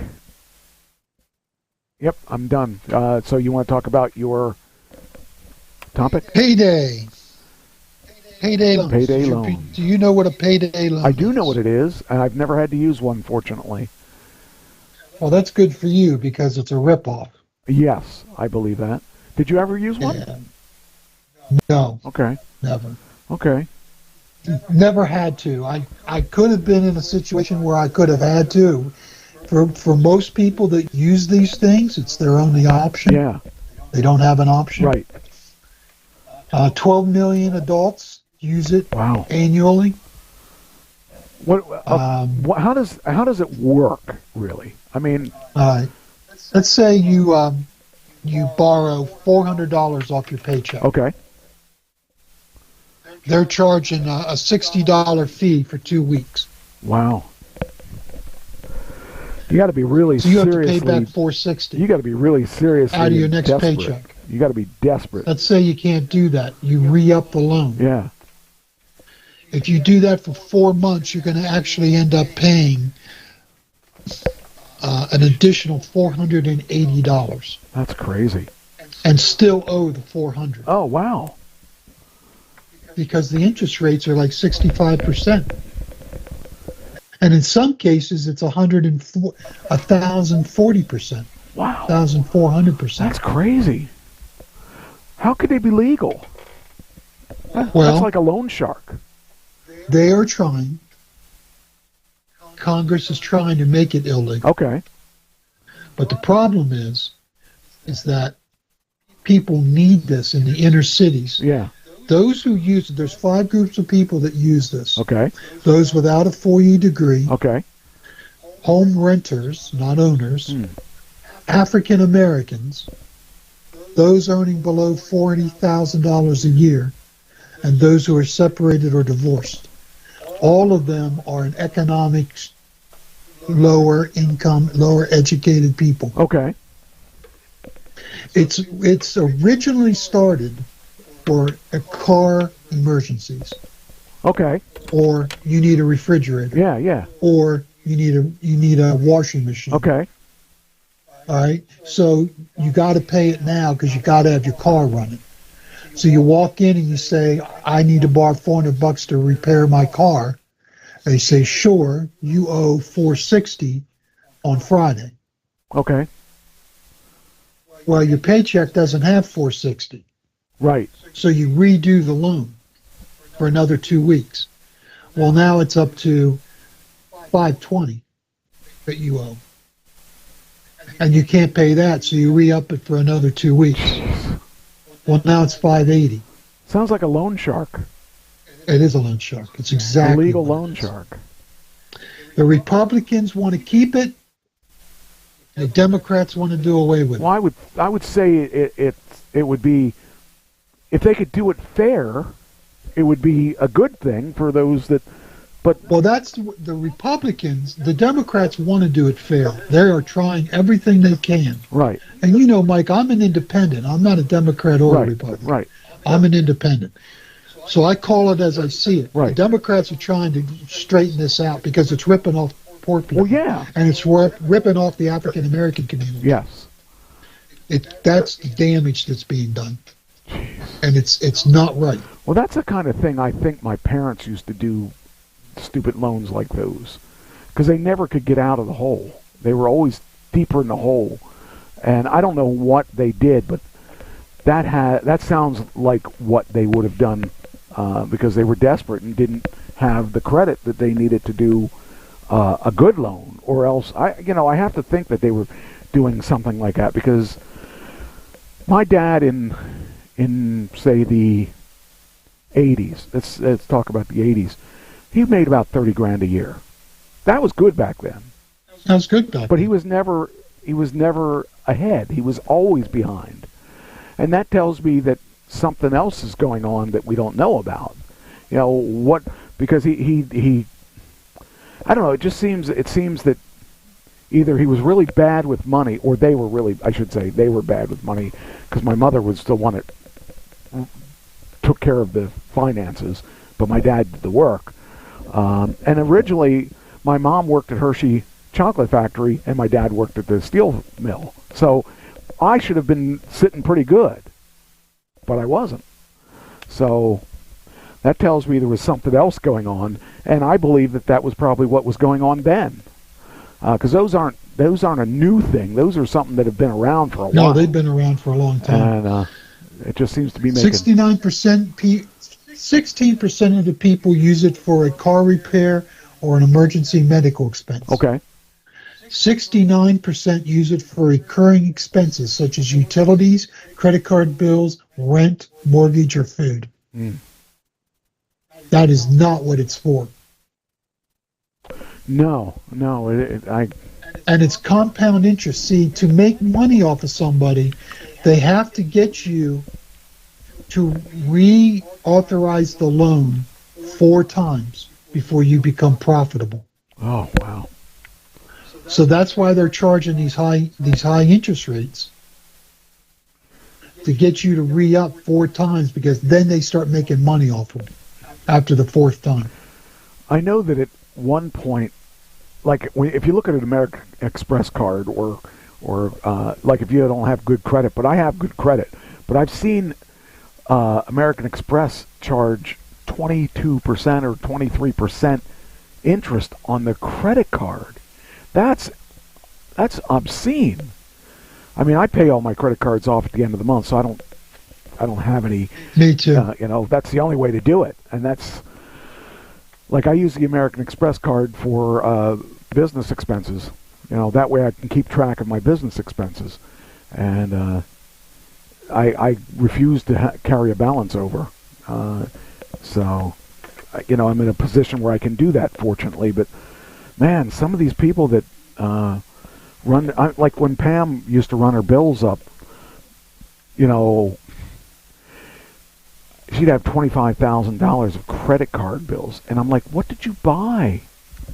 $25,000 of credit card. I had to roll in the mortgage a couple times because she did this stuff and didn't tell me, and I'd be like trying to refinance the loan because the mortgage rates got better, and they'd say, "So do you want to roll your credit cards into this?" I said, "No, I don't have any credit cards." You might want to see this, and then I'd be like, "No, I don't want to see that," because they weren't my credit cards. But I was thankful when I didn't have that issue anymore. The one good thing about her not being here is that, because she did that to me like 2 or 3 times, and that was just too much. Because she would run I mean, fortunately, it didn't affect my credit rating because I had a good credit rating. Because one thing I did learn, and I learned it from my dad, was you take care of that credit rating. Because if you don't take care of that credit rating, you're in trouble with everybody. You can't get good rates. And my credit rating is right. It floats between 795 and 820. It floats depending on the month. So, or it's something like 805 maybe. It's been. Well, yours and mine are very similar. Yeah. So. But Mike. Yeah. I ran up a credit card bill of $25,000. I've and I don't know what I spent it on. I can't even. That's part of my bipolar. Wow, I can't even See, imagine. when I'm manic, I buy things. Yeah. I'm an impulsive buyer, and when I'm manic, I don't consider the consequences. Jeez. I can't even imagine. I'm just glad I do that, and I'm not hypersexual and cheat on my wife. Yeah, well, because that's a big thing with bipolar too. But I spend money. Now, I've got my credit rating up to 800 after the bankruptcy. Oh, okay. All right. That took a lot of work. I bet. That took cutting up credit cards. That took denying myself. That took vigilance. My wife tracks every dime I spend. Wow. Discover card pops up on her. If I go to Arby's and buy a sandwich, she knows. It pops up on her phone. Why are you buying that sandwich? You got food at home. There you go. Well, it's good to have someone to look at that stuff because, fortunately for me, I don't have that issue. If I don't, before I buy, I'm terrified of being in the situation I was as a child. So I'm pretty adamant about making sure that there's money to pay for everything, and I mean money to pay for everything where I don't tap into my savings or my retirement, I should say. The only time I get my retirement, twice a month they pay me money, and if I don't have that, if I overspend, I better have money to pay for it because I'm not going to take money out. I'm not going to take any more than I have budgeted because I'm pretty adamant about making sure that that everything is. I don't want to be worried about where my next payment's coming from. So I'm pretty good about making sure the money's there before I buy it. I'll put it on a credit card because it's easy just to put it on the credit card. But the credit card companies don't like me because they don't make money off of me. They don't make a dime off of me. They do not make anything off of me. And on the occasion where I might accidentally forget to pay something, they forgive me. And I like that. They, if I just say, "Hey, you didn't get my payment. What's going on?" Then they'll say, "Oh, we'll get rid of it. It's okay. We like you." But that's a lie because they're not making money. Yeah, they don't like me. That's the truth of the matter is, we want more people like your ex-wife because she made lots of money. We made lots of money. Or more people like me, undiagnosed and uncontrolled. That's right. Bipolar. That's scary if that's something I can't relate to because I've never had that issue. So it sucks, Mike. I have gone from having a plan to kill myself to having to go to bankruptcy because I overspend. Now, was that a long time ago? I've gone to those two extremes. Was that a long time ago, or was that? Yeah, it was a long time ago. That's why I have an 800 credit score now, because we've been working on this for a while. Well, yeah, because I mean that. I know some people that do not have that kind of credit score. A lot of people. No, but you can get it if you have. See what my wife did is she established self-discipline for both of us. She had to put her foot down. I had to get the right treatment and the right meds. She had to put her foot down and say, this is what we're going to do. We're going to dig ourselves out of this hole, and this is what we're going to do. That's good. So we decided to go to bankruptcy, which was very hard on my wife. Oh, I believe that. That's a form of failure. Yeah, I don't think I could do that. I seriously, when the second time that Pam ran her cards up, I was devastated because I said, you said you would never do this again. You said you cut up all your cards. Oh, I did cut up all my cards. Well, how did you do that? Well, I got some new ones. Well, that doesn't work. The credit card company is very willing to give you a new card. Especially if it got paid off. Then they say, oh, she's a good risk. She got it paid off. No, she didn't. I got it paid off because of I had to get the loan. So it was horrible. Oh, man.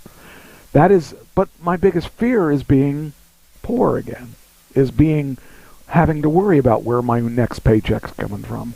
Do you realize that the past couple years I've spent more money than I've spent probably in 10 years because I'm retired. And when I get a bill and I'm thinking how much, like I'm going to be going to Vegas in 2 months. And I think about that trip and I think about, do I really need to do that? You know, it's business. It can be written off, but I have a hard time spending that money, knowing that I'm gonna, it does me good because I'm getting new headshots, I'm getting materials for my new job or new living or whatever, and frankly, I can afford it.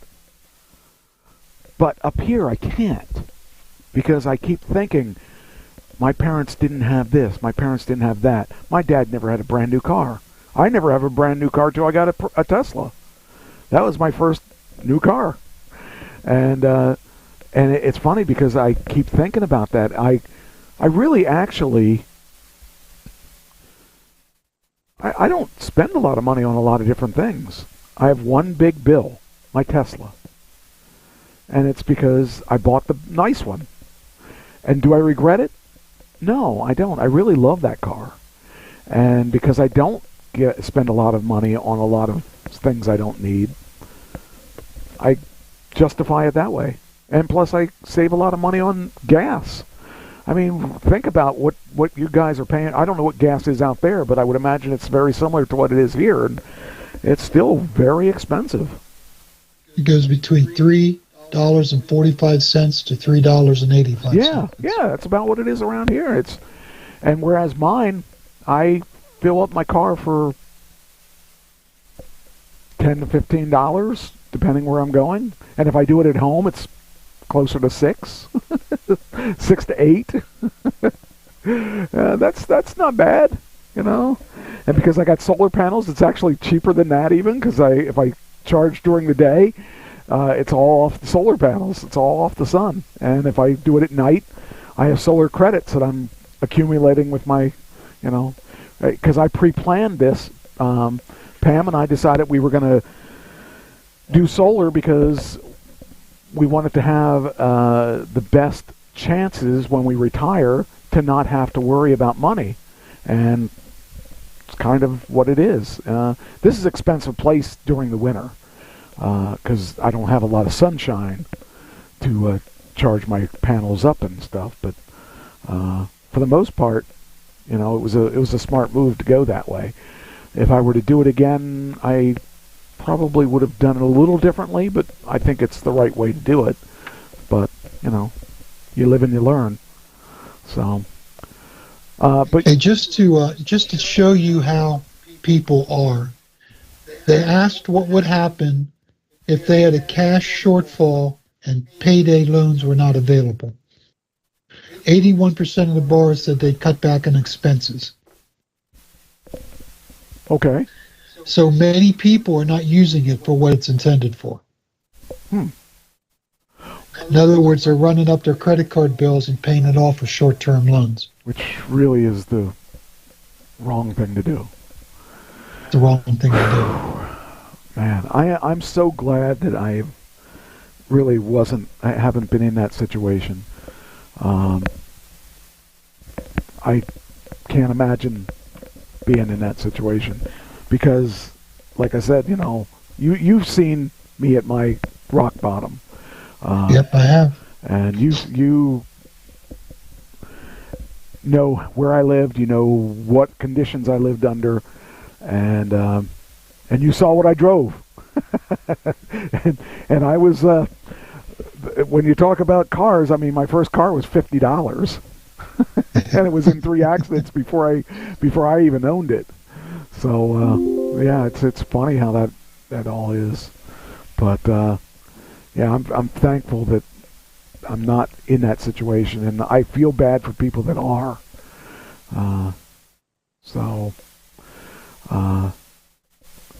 Yeah, I'm glad it's not that way, but so I went to the bankruptcy court, and I'm sitting before the judge.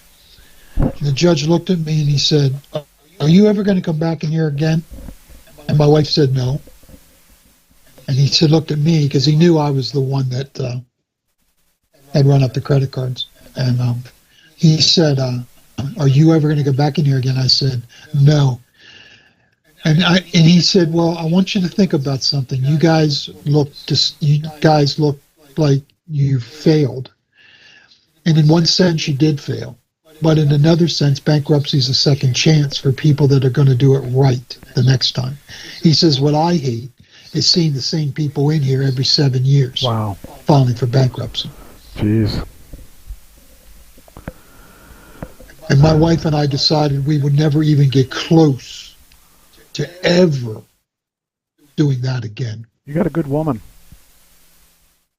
So it's right therapy, right medication, and the right woman is my guarantee of never being there again. That's good. And it seems like you have it all together now. Well, I could easily slip into buying stuff. Because when I'm manic, I want to buy. That's how Patty knows. She tracks my spending habits. And when I start buying little things here and there, she'll get on me right away because she figures I'm heading for a manic episode. You know, I try not to use my cards for anything except my bills, my regular bills. Like, for instance, my Comcast bill comes straight out. Yeah, I run it through my. So I can my track credit card that to get stuff, points. and I don't have to worry about being late and all that stuff because they have my card. But for everyday things, if I stop, like I try to keep money in my.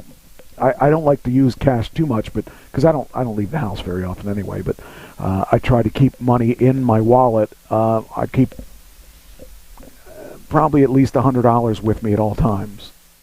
So then I pay it out of cash. Then I know, I spent this much. And I'll tell you, the last time I took money out was 2 months ago. I took $300 out, and I'm still on that $300. I'm pretty frugal. I don't waste. I don't go out to fast food anymore. I found that that's probably why I lost a lot of weight. I don't do fast food, and right now Christine does the shopping on my credit card, and it keeps me from going out and buying things that I don't need. Because of it, like I told her, one of the reasons I don't go grocery shopping a lot of times is because, well, first off, because of COVID, a lot of people got away from doing that. They either had them delivered, or Giant Food will shop for you. You tell them what you want, and you come and drive up, and they put it in your car, and you leave. That's how I shop with Kroger's. And that's good, and it keeps... Because I don't buy stuff I don't need. Exactly. Like when I go into the store, I will leave with probably $100 more than I would normally if I were just to shop any other way. But before Christine and before COVID, I did my own shopping, and I went into the store and I picked the stuff, and I knew what I wanted, and I would go there twice a month maybe, and I knew what I wanted, and I knew where it was, so I'd go in there and I'd get it, and I'd leave, and I'd try to not look for new stuff. But every once in a while you'd want something new for dinner or something, but that's a little different because you're buying dinner. And I stay away from certain aisles. I don't go to cereal aisles, candy aisles, chip aisles, all that stuff. They're off limits to me. I don't want it. And that's the way to do it, is stay away from those things. That's the way to do it. So, but the problem is Giant has a Chinese place in their store where I go, and they have great Chinese food. So I would end up spending, I don't know, $50, $75 on Chinese food. But it would last me because I would buy several meals, and I'd buy a big quart of the soups, and I'd use that for a couple different meals and stuff. So but again, it comes down to the fact that the bottom line is that my biggest fear in life is being broke. And so I am frugal on things, and I try not to overspend. So to me, I'm a little different than a lot of people because I come from that world. I come from the world of poverty, and I don't want to go back there. And living in the van for 3 years, I don't want to do that. I didn't have to live in the van. I chose to live in the van for my mental health. And some people would say, "Well, that doesn't make sense." Well, how? But if they knew the circumstances, Mike, they would understand. And it gave me the independence I need, and it gave me time to think about my life and try to straighten my head out and figure out where I wanted to go, how I was going to get there. Of course, having the lung surgery at 22 put a big X on a lot of that, and it made me rethink my ways of doing things. But I must have needed that, or I wouldn't have had it. For some reason, I needed that. So, by the way, the thing on the camera, I just thought I might just need to reboot my router. So, I just thought about that when we were talking about different other things. I thought maybe that's the problem, because everything else is working and I haven't rebooted my router in a while. So I'm going to try that after we get done here, because I think that might be the issue. I still want to put a better more definition camera on there, but the fact that and I gotta have a backup plan so this doesn't happen again. But I like this notebook. This is a better hookup and everything, and we can actually, if we want it to, I do want to have that director on, and I can put him side by side with you and bring him up on screen, and we can all interview him then. That'd be cool. I'm really excited. I really am excited about being able to. Once we get this dialed in, we'll be able to bring on other people, and that's what I want to do. I really want to do more interviews and stuff, because I want to get some of the people I've talked to in my acting life on here, and I think I can get Robert Finero from The Sopranos. I might be able to get Ali Grant on, and I think that'd be awesome to be able to interview a lot of these people that I've met, and I think the people would like that too. So, and actually some of the wrestlers that I've met 20 years ago, I can bring them on. They're now famous people, and they weren't necessarily famous then. I might be able to get them on now, and that would be really cool too, to actually have names on this show that are besides us. So there's some of the plans for this. Are you saying we're not enough, Mike? I'm saying, is that what you're really saying? I like to be stimulated. And, who knows? Maybe we'll have Trump on the show, and he can explain. No, I don't think I could have him. He'd take over the show, and it wouldn't even be fun then. Because just trying to control him would be, I can't imagine. But, yeah. Anyway, where were we? Okay, so is your payday done? Do you have anything else? Payday's done. The moral of the story is try never to have to do it. Yeah, I don't... I've heard about this kind of thing, and it's really weird to hear the reality that is. I mean, I've had my assumptions. My assumptions were pretty much what you said, but the reality is weird when you think that you were right about the assumptions, and it's scary. So, all right. Now let's get into some other stuff that was interesting that I found today. Oh, here's the best thing I've seen. All right, so you were talking about going into court. This I found on YouTube, And it was a judge talking to somebody on a cell phone. On a Zoom call. On a Zoom call, yes. And he's driving. You heard this one. He's driving a car under a suspended license, talking to the judge about driving a car under a suspended license. And yet he's surprised that the judge is upset. I'm like, what in the world? Why would you do that? I mean, where in the world? I didn't. How did you see it? Did you run across it, or how did you hear about it? I heard it on some of my news feeds that I get. I was paging through. It was a big story. The day it happened, it was a big story. I was like looking at YouTube, and I was like, what's this guy doing? You talking about the dumbest of dumb. Yeah, I mean that was just so stupid that the guy would actually. I can't even fathom. Him not even realizing, what are you doing? Why would you? I mean, he's lucky. He goes. He says, I'm pulling over right now, Judge. I'm in my doctor's office. Just give me a second. I'll park. I was like, what in the world is this guy? How stupid! I mean, it don't get any dumber than that. Mike, it takes all kinds. Well, here it is. Here's the video. I'm going to play it for the people because I thought it was just so crazy that this would even happen. What if you could do SEO smarter and faster? With Wix, you can edit your meta tags page by page. Yep, there we go. Assistant Public Defender Natalie Tate for Mr. Harris, who should be present in Zoom. And the lawyer's got to be thinking, what's this guy all about? Well, she asked for, I think it was a she, and she asked for an immediate recess. Yeah. Mr. Harris, are you driving? Actually, I'm pulling into my doctor's office, actually. So just give me 1 second. I'm parking right now. The judge is like, what? Hey.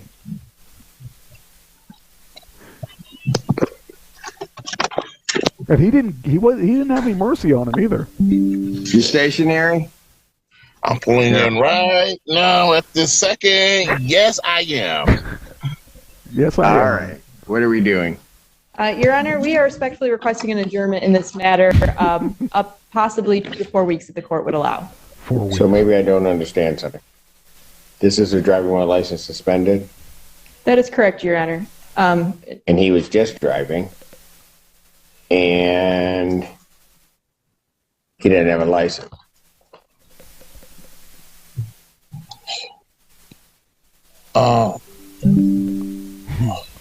Is with the charges, Your Honor, yes. No, I'm looking at his record. He doesn't have a license. He's suspended and he's just driving. That is correct, Your Honor.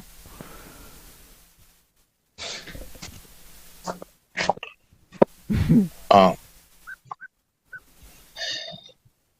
don't even know why he would do that. So, defendant's bond is revoked in this matter. Defendant is to turn himself into the Washtenaw County Jail by 6 p.m. today. Failure to turn himself in will result in a bench warrant with no bond. A bench warrant with no bond. That'll teach you, maybe. Oh boy, how do you explain that? He evidently has never watched Judge Judy. Yeah. Well, I mean, to realize just how serious things get in a court. I don't know. I just can't imagine being that stupid to talk to a judge while your license is suspended, while you're driving. You know, I don't feel sorry for people like that. I try to understand everybody, but you can't change stupid. No, I don't know, people. Be a little smarter about being dumb. Let's see. I'm glad you had a partner to help. Oh, Christine said, I'm glad you had a partner to help, talking about the, probably about the bills, the straightening out your stuff. Yeah, I mean, that's a crazy thing. Anyway, that guy there, he's I don't know how long they're going to give him, but hopefully he's smart enough to maybe not do that anymore, or at least be smart enough if you're gonna do that, don't get caught. And you can't get caught any more guilty than that.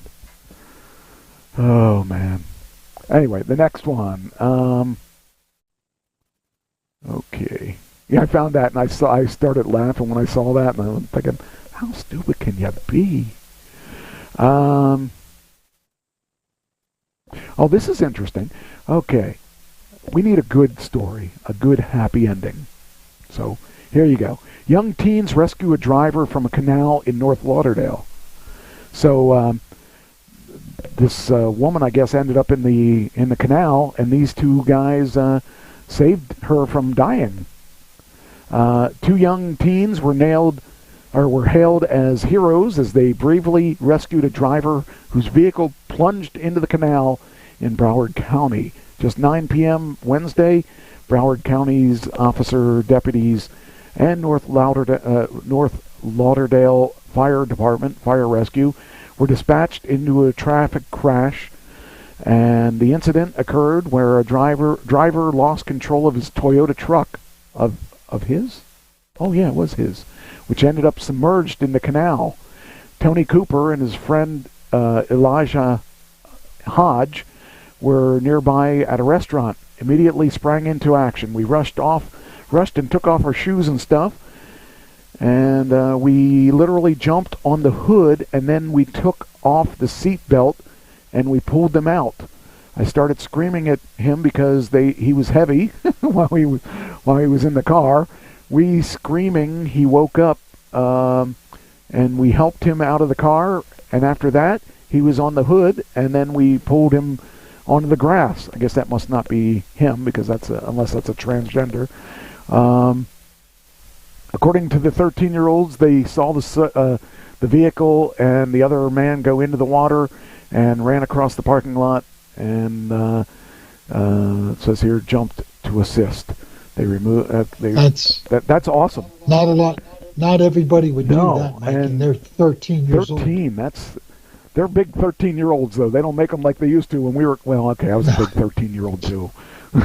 I was a really big 13-year-old, but yeah, that's freaking awesome that they did that. Cell phone video showed the drivers entering the water the divers entering the water in an attempt to pull the pickup truck from the canal.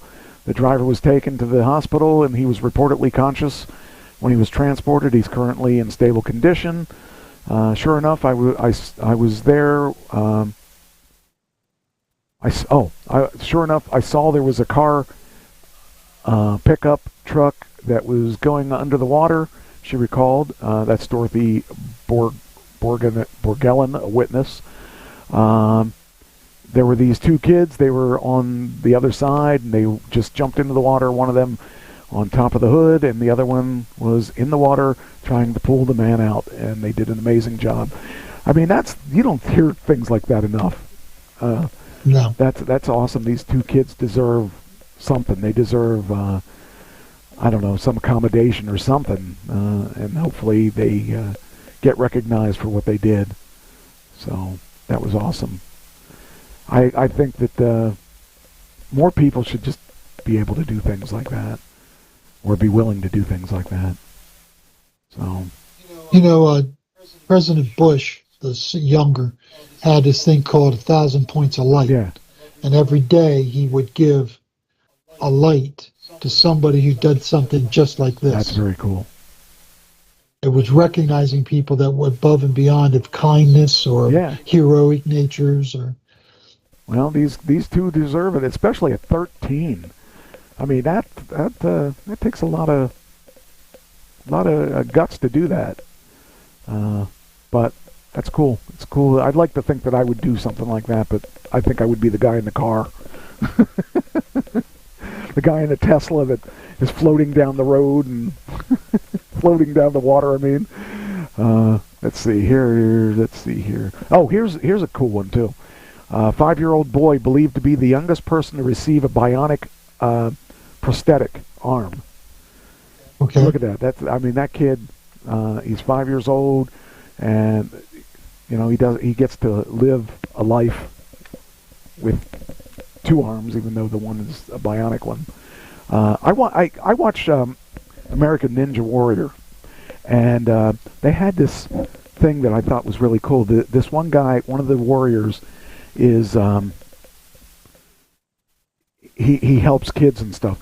He has a dog with 3 legs, and the dog was born with 3 legs, or maybe he lost a leg when he was younger. But he taught the dog how to walk, and he takes the dog to kids' homes where they're missing a limb, and he teaches these kids how to be like American Ninja Warriors with one missing limb. And I thought, wow, that's pretty cool. See, that's pretty cool. And and there's another guy on there today. He's been in American Ninja Warrior for 8 years and hasn't done well. He's never gotten past the third obstacle, and he's deaf. And he has a gym where he teaches deaf kids how to be ninja warriors, and he does the sign language thing because he himself is deaf, and he can talk too, but they talk with their hands and their voice. It was really cool. He was showing these kids how to do this, and that you're only defined by your own limits that you're putting on yourself. And he did that, and he made it through the whole thing today. I watched yesterday's event. He made it through the first level, and this is the first time he ever did that. It was kind of cool. Excellent. Out of 8 years, he finally made it. So I thought that was kind of cool. So it shows that, in a way, that it comes back to you. He's spending his time teaching these kids. And one of the things he said in an interview is, "I don't really know why I do it, because I've never made it past the 3rd obstacle." He said, "I've considered quitting," and he made it. He made it. He made it through, and it's very cool that he made it through. It shows that, if you have perseverance and drive and all that stuff, you can do it. But this kid here is 5 years old. He was born without a left hand, and is believed to become the youngest person in the world to receive a bionic arm. And it says here, Jordan's life-changing Iron Man-style arm was an instant confidence booster for him. And the custom-made 3D printed prosthetic was produced by Bristol-based Open Bionics for Jordan from Long Island in New York. And it's just kind of cool that this little kid has a chance to act normal. He doesn't have to feel weird about something like that. So I thought that was a good article too, because a lot of times I talk about negative things like a guy driving without with a suspended license. It's good to see people doing the right thing once in a while. All right, largest ever botnet busted. Responsible for. Oh, this is interesting. So a lot of people during COVID did things to steal money out of the government. And this here bot, a man who allegedly stole $6 billion in COVID relief was arrested. The DOJ says Yanhee Wang offered free VPN programs that infected millions of computers. The Chinese national has been arrested by the U.S. Treasury Department for allegedly running 9/11 S5, a service that has been the cheapest and easiest way to send email through malware-infected machines for many years. Wang allegedly offered the free VPN programs that install malware on millions of Windows PCs and exploit those computers to operate a botnet and provide access to cyber criminals. The DOJ's statement claims that the 911 S5 customers allegedly targeted certain COVID-19 relief programs that said 560,000 fraudulent unemployment insurance claims originated from the compromised IP addresses, resulting in a loss of $5.9 billion for the United States. The DOJ did not explain how Wang, who's also a citizen of St. Kitts and Nevis, and possessed property in the United States, was arrested.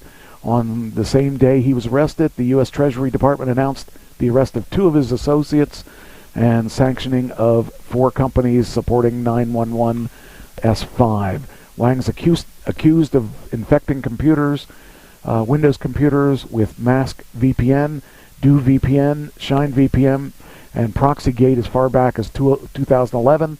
According to the federal officials, the resulting botnet may have been the largest ever, and it has access to 19 million IP addresses across nearly 200 countries, of which approximately 613,000 are based in the United States. Through 9/11 S5, Wang was allegedly able to sell access to the botnet, allowing cyber criminals to conduct a range of hacking activities, including financial fraud, cyber stalking, bomb threats, and accessing child pornography. Since 2014, 9/11 S5 allegedly enabled cyber criminals to bypass financial fraud detection systems and steal billions of dollars from financial institutions, credit card issuers, and federal lending programs, according to DOJ.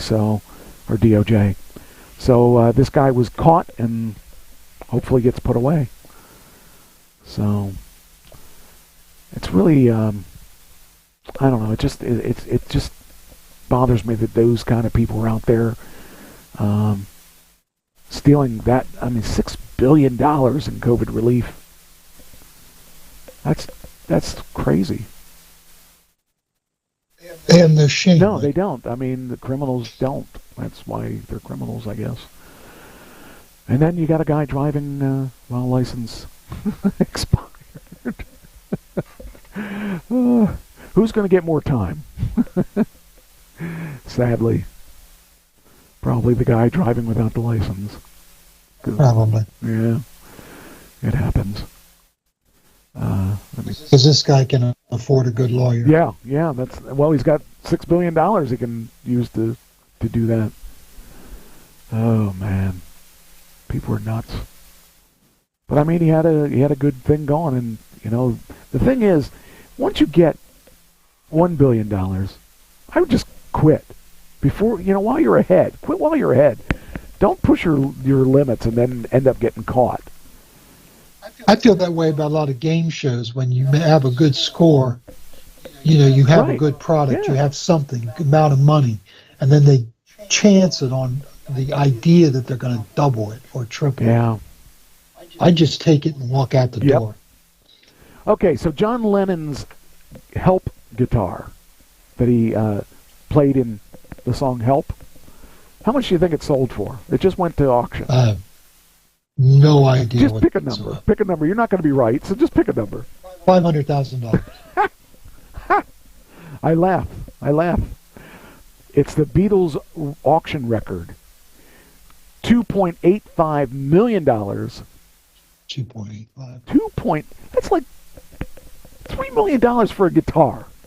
I'm sorry, Eddie Van Halen's guitars went for that crazy kind of money too. I'm thinking, if I had that kind of money, I wouldn't spend it on a guitar.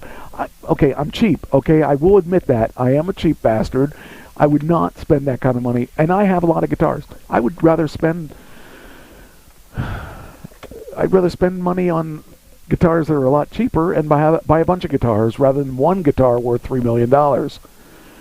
They want to put it in a burglar-proof apparatus, hang it on their wall, and then show it off to all their friends who come into their house. That's what they want. I guess so. I can't imagine. I have this guitar. Or something special. I don't understand. I just don't. It says here, the Beatles star... Me, I'd give that $2.5 million to charity if I was going to do anything with it.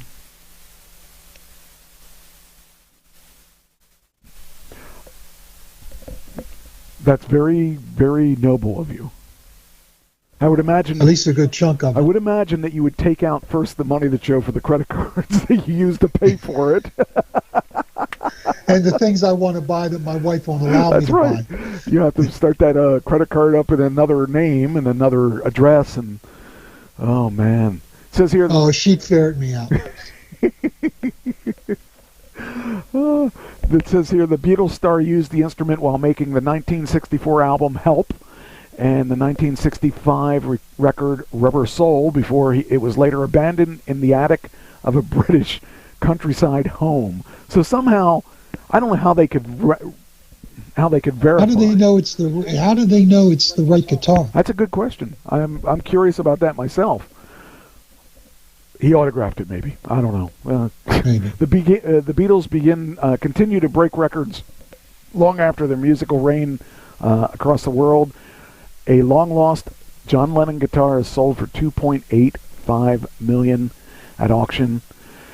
That's just at Times Square Hard Rock Cafe, where collectors, fans, and industry aficionados had gathered from around the globe to witness the event. Lennon's 1964 Framus Help Hootenanny acoustic guitar was also used by George Harrison during the recording sessions of the 1965 Beatles album Rubber Soul, which I didn't really like that album.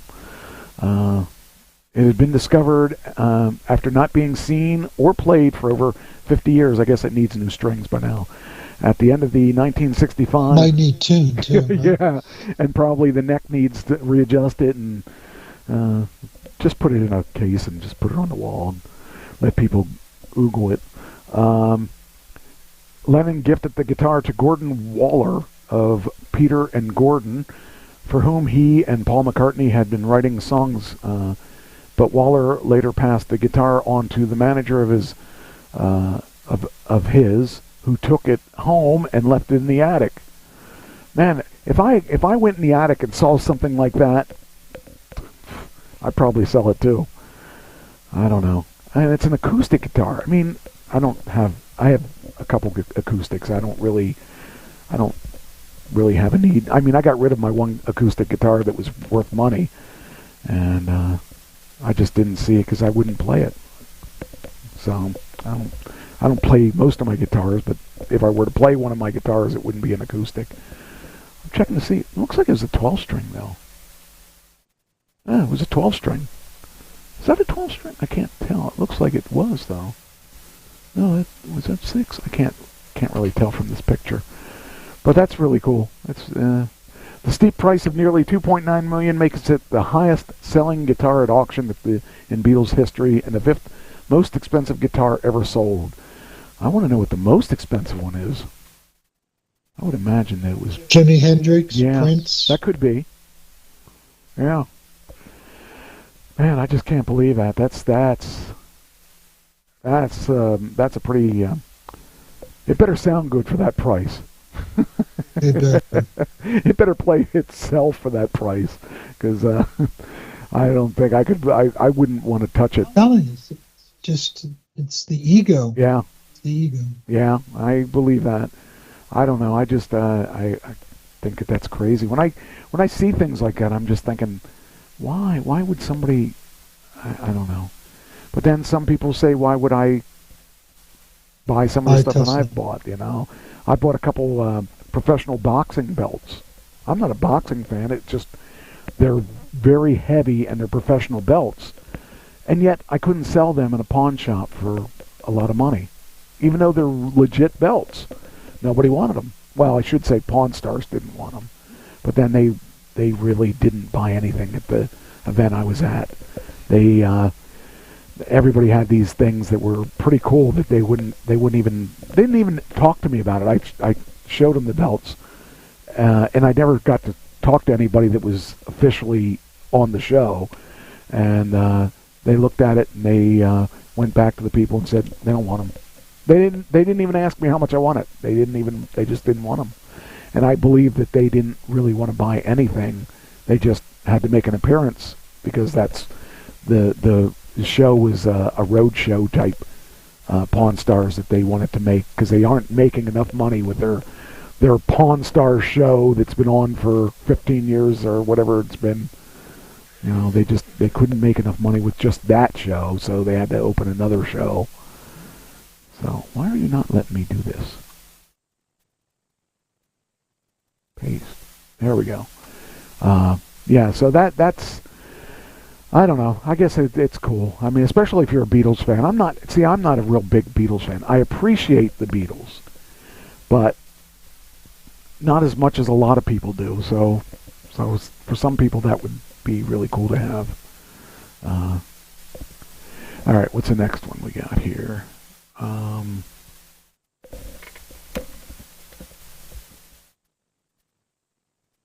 This is kind of a funny one. A crab with a hairdo. And you got to see it too. It says, a big crab with muscle hairdo fascinates beachgoers. This crab has all these muscles and stuff that attach to the crab. And it looks like a hairdo. I just thought that was kind of funny. And a couple have said that they were fascinated to find a large washed-up crab on the North Wales beach.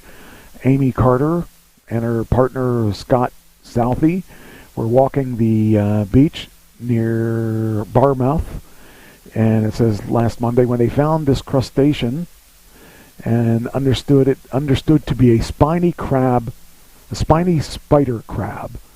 And it was I was a bit nervous because it was extremely big with a little hairdo of muscles that was stuck to him, and it was very fascinating. And it's kind of a cute little crab.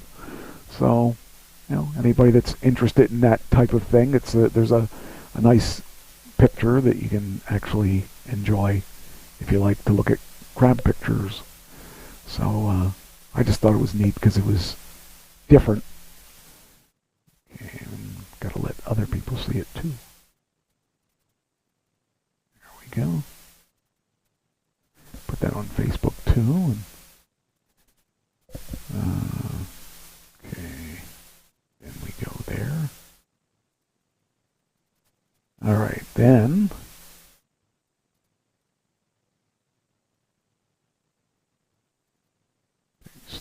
There we go.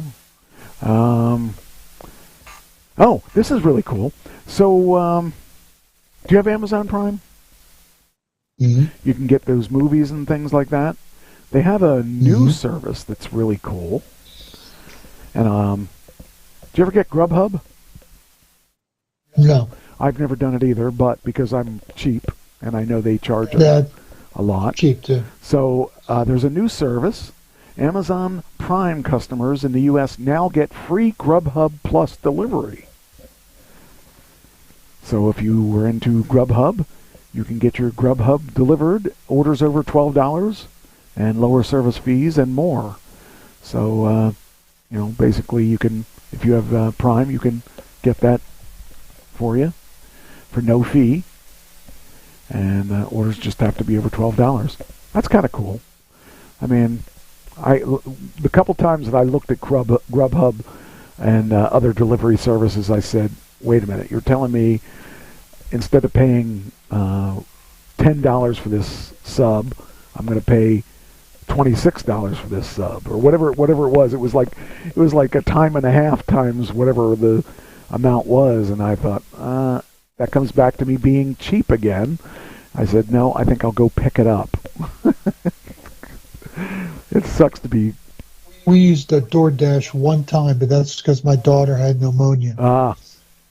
Yeah. And I didn't want to leave her to go pick it up. Well, because her husband was at work. When I was dating this one girl, it was before Lisa. It was I went out and I hung out at her house and stuff, and we were going to get. I want to say it was Grubhub. I think it was Grubhub, and I could not justify spending that kind of money when they were only like 3 miles away. There was just no way I couldn't do it. But people do it all the time. Yeah, that's why people have payday loans. That's right. Because they spend on stupid things like that, and I just thought it was crazy that that would be the situation. What's it say? What's status update? Why? You're not going to post it? Why aren't you letting me post it? Sharing. Why are you not posting it? Okay. Well, that's really odd. Why wouldn't you post it? Post it. Well, there's there's the article. Why didn't you post? No, there you go.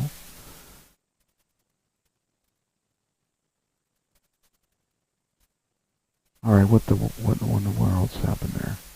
Oh, it's identical to one I already posted. Okay, good. Well, at least I know it's posted then. Yeah. I just am amazed by certain people that do that. I have a respect for money. I don't know. I sometimes hate that I'm that cheap, and then other times I'm saying, I'm glad I'm that cheap. Okay, let me delete that. Come on. Let me delete it so we can go on with the show. Okay. No, should not be there. Good. So that's Amazon Prime. Okay, so that's done. Then we have... this was interesting. You know what AirTags are, right? Okay. Yes. The next story is about AirTags. Man uses Apple AirTags in power tools to help police crack a massive theft case. That is interesting. I think AirTags were definitely a nice idea, although it's controversial because some people use them the wrong way and they do bad things with it and all that stuff. But if used correctly, they could be a great tool. But then people use them to track people and stuff weird like that. But this particular case, they caught some criminals with them. And that is pretty cool that somebody would actually come up with this brilliant idea. And, okay, come on. What's taking you so long? Okay, there we go. So what they did... says a carpenter has provided police with the key to cracking multi-million-dollar theft case, and it all happened thanks to some hidden Apple AirTags. The 43-year-old from Virginia, who spoke anonymously to the Washington Post, said he decided to hide the Bluetooth tracking devices, which are typically used to help people keep tabs on things like luggage and keys, after he'd been a victim of previous tool thefts. The man hid AirTags in his remaining tools, and when these two were taken, they helped him lead the police to a storage locker filled with the stolen goods. Discovery led police to more locations, which in turn resulted in the recovery of tools worth between $3 to $5 million, according to Howard County Police. Must have been in Florida. So that's a lot of tools. That's a lot of tools, and you know, it sucks when people steal things like that when it's somebody's livelihood. You know, a lot of these places leave stuff at these workplaces and put them in these boxes, thinking that's going to stop. That doesn't necessarily stop people from stealing tools. You know, sometimes it makes it easier for them to steal tools. But I found that interesting. Well, some of the guys I work with, Mike, they sell all their tools for drugs. Oh, well, yeah. And then they have to start over again after they get clean and sober. They have to start all over again, and then they end up selling all their tools again. See, that's why I could never be a druggie. I'm too cheap. You're too cheap to be a druggie. There are some advantages of being cheap. Yes, why aren't you like everybody else? Because I'm too cheap. And that's why I also don't drink too. So drink and drugs and all that stuff, man, that saved me a lot of money. Think about when you were drinking, how much money you've spent on drinking. Yeah.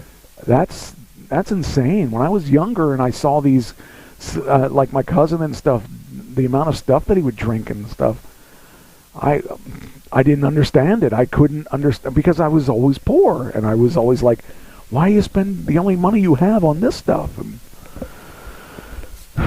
it's instilled some values in me, some whatever they are. I've got some values. And the poorest of the poor all smoke. And I can't believe people still smoke after all our... Hello. You didn't bug me all night. You deserve something because you didn't bug me. Or did I give you one? Oh, I already gave you one of these. That's why. There you go. I was wondering why I didn't see her all night. She's just been good.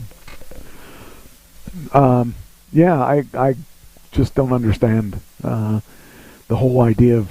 I would rather have the money than the alcohol. Well, plus I was never into alcohol. All right, history. Here's things that happened on this day. U.S. Congress passes the 19th Amendment, granting suffrage to women. That was in 1919. State of Midway Battle of Midway started in 1942. Angelina Jolie was born in... Take a guess.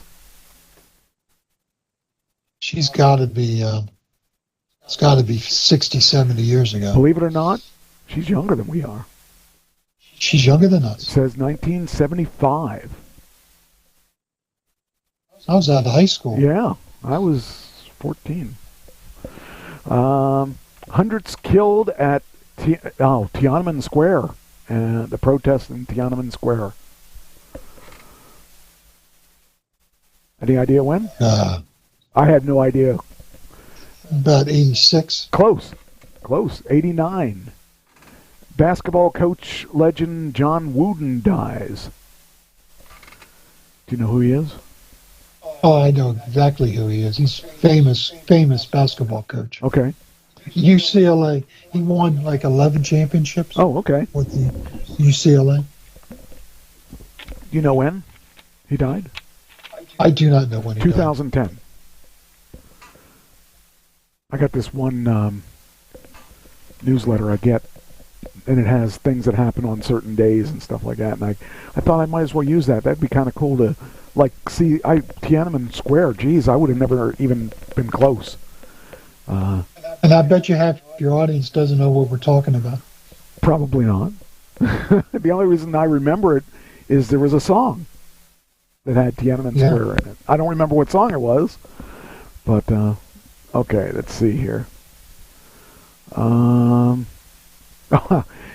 Okay, do you know?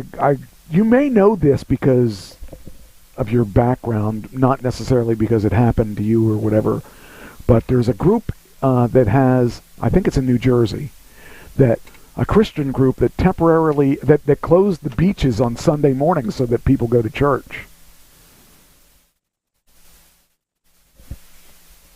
Okay. Do you know where it is? That's happening in Jersey? It's happening in Ocean City? I believe, yeah, it's Jersey. It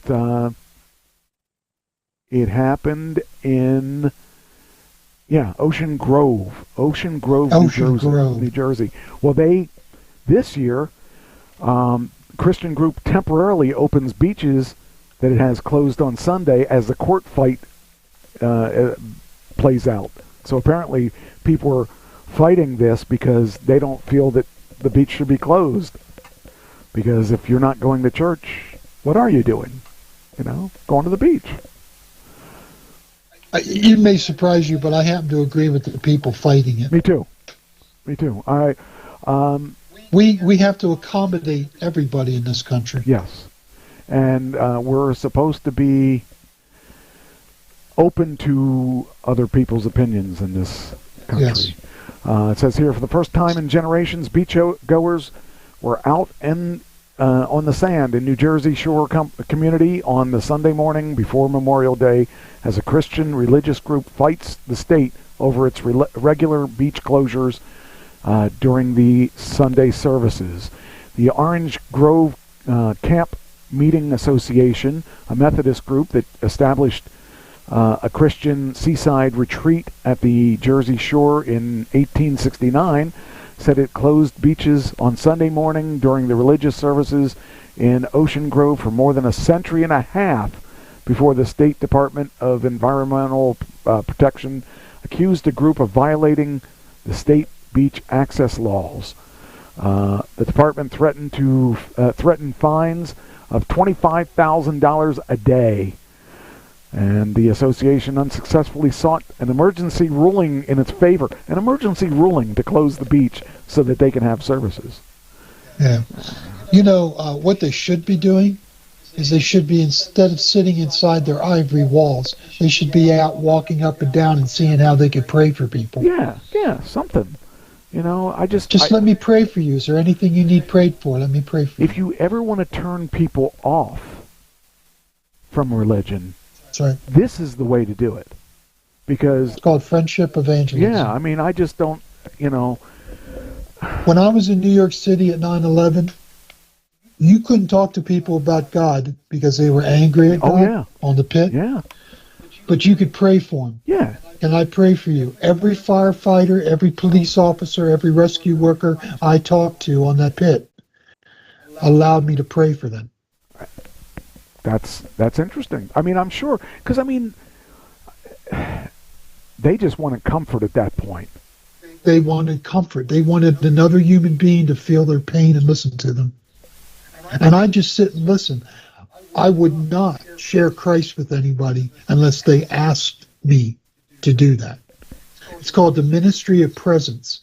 You just go in and you just listen. It's like going to a hurricane and people's lives have been destroyed.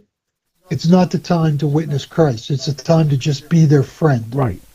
To be a listening ear. And that's the way I think you can gain more people anyway, is to show that you're not a threat. You're not in there saying, you know, you're going to go to hell if you don't change your ways. You know, instead you're saying, here's an... It's taking advantage of people in an emotional state. Yes. It's taking advantage of them. Yeah. I like the idea of that much better. It's called the ministry of presence. I like that. And that's what was practiced. That was what was practiced by every Salvation Army officer on the pit. Well, you were in the right place then. Yes, I was. It's one of my highlights of my career. I will tell you that there's nothing I could have ever done in my life that equals what you did right there. If you take all the things I've ever done and put them in one, that by far is much better than anything I've done. You know what was the most heartfelt thing we did was when there was a body part or a person coming out of the pit. Everybody would stop. Everybody, crane operators, other rescue workers, all the service personnel around the pit would stop, put their hand over their heart or salute as that body part was brought out under an American flag. Was brought out. Wow. So not to get off into another subject, but I just that part of my life is very meaningful. Those 2 weeks.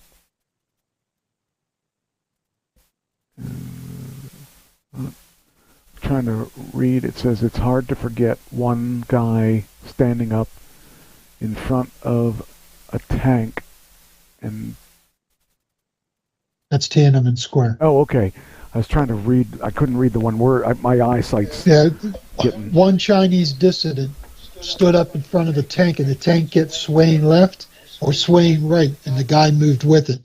And the amazing thing was the driver of the tank would not run him over.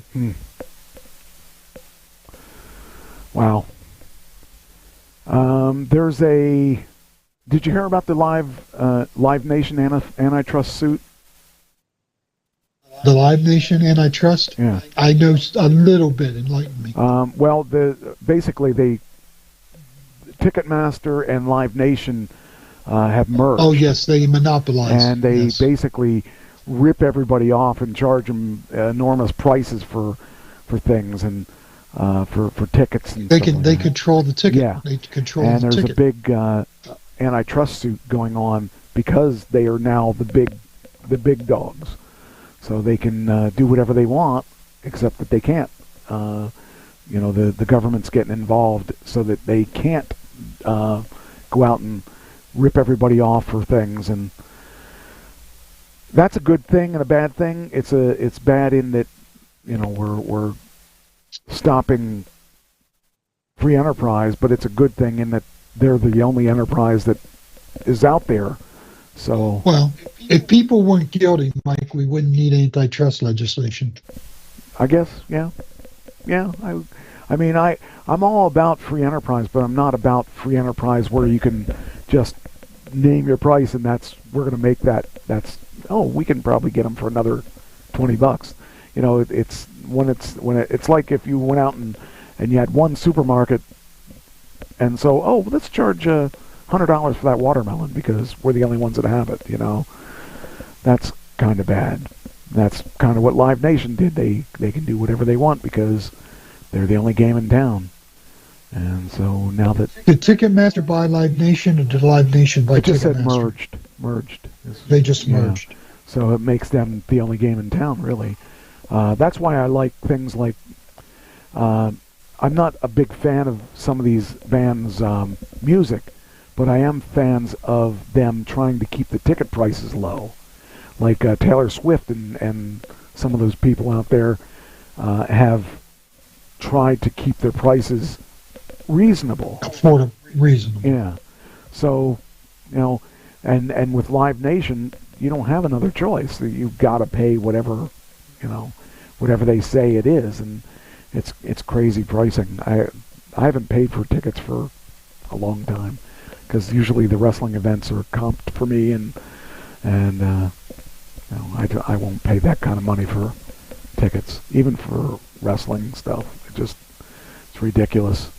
You know, it's not that I'm cheap, although I am, but I mean, it's just a lot of money, and I can't justify things like that. Let me get rid of this one. Then we got... Okay, we're getting down here, so I gotta be selective. I'll do this one next week.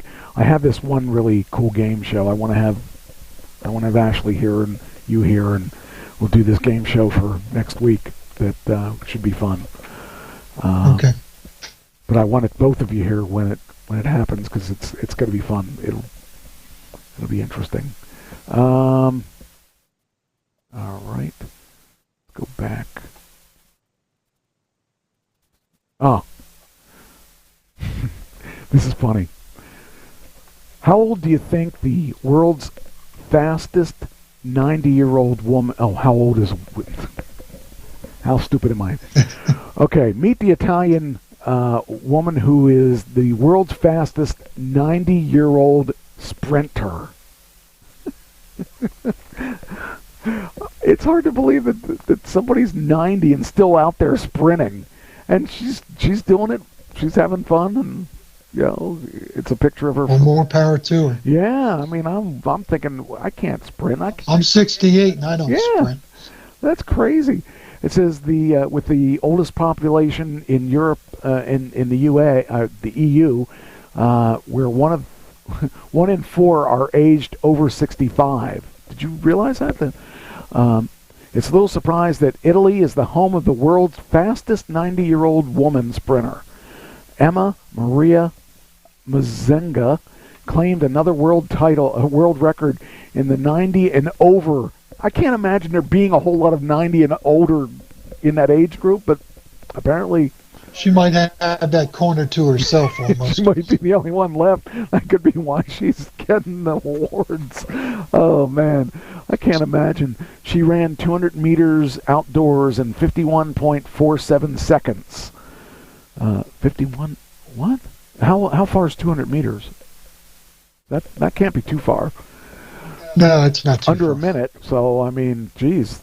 Might be like 100 yards. Born August 1st, 1933, she's one of the unsung heroes of Italian athletics, currently holding 5 world records, 9 European records, and 28 best Italian performances in various categories of masters sprinting.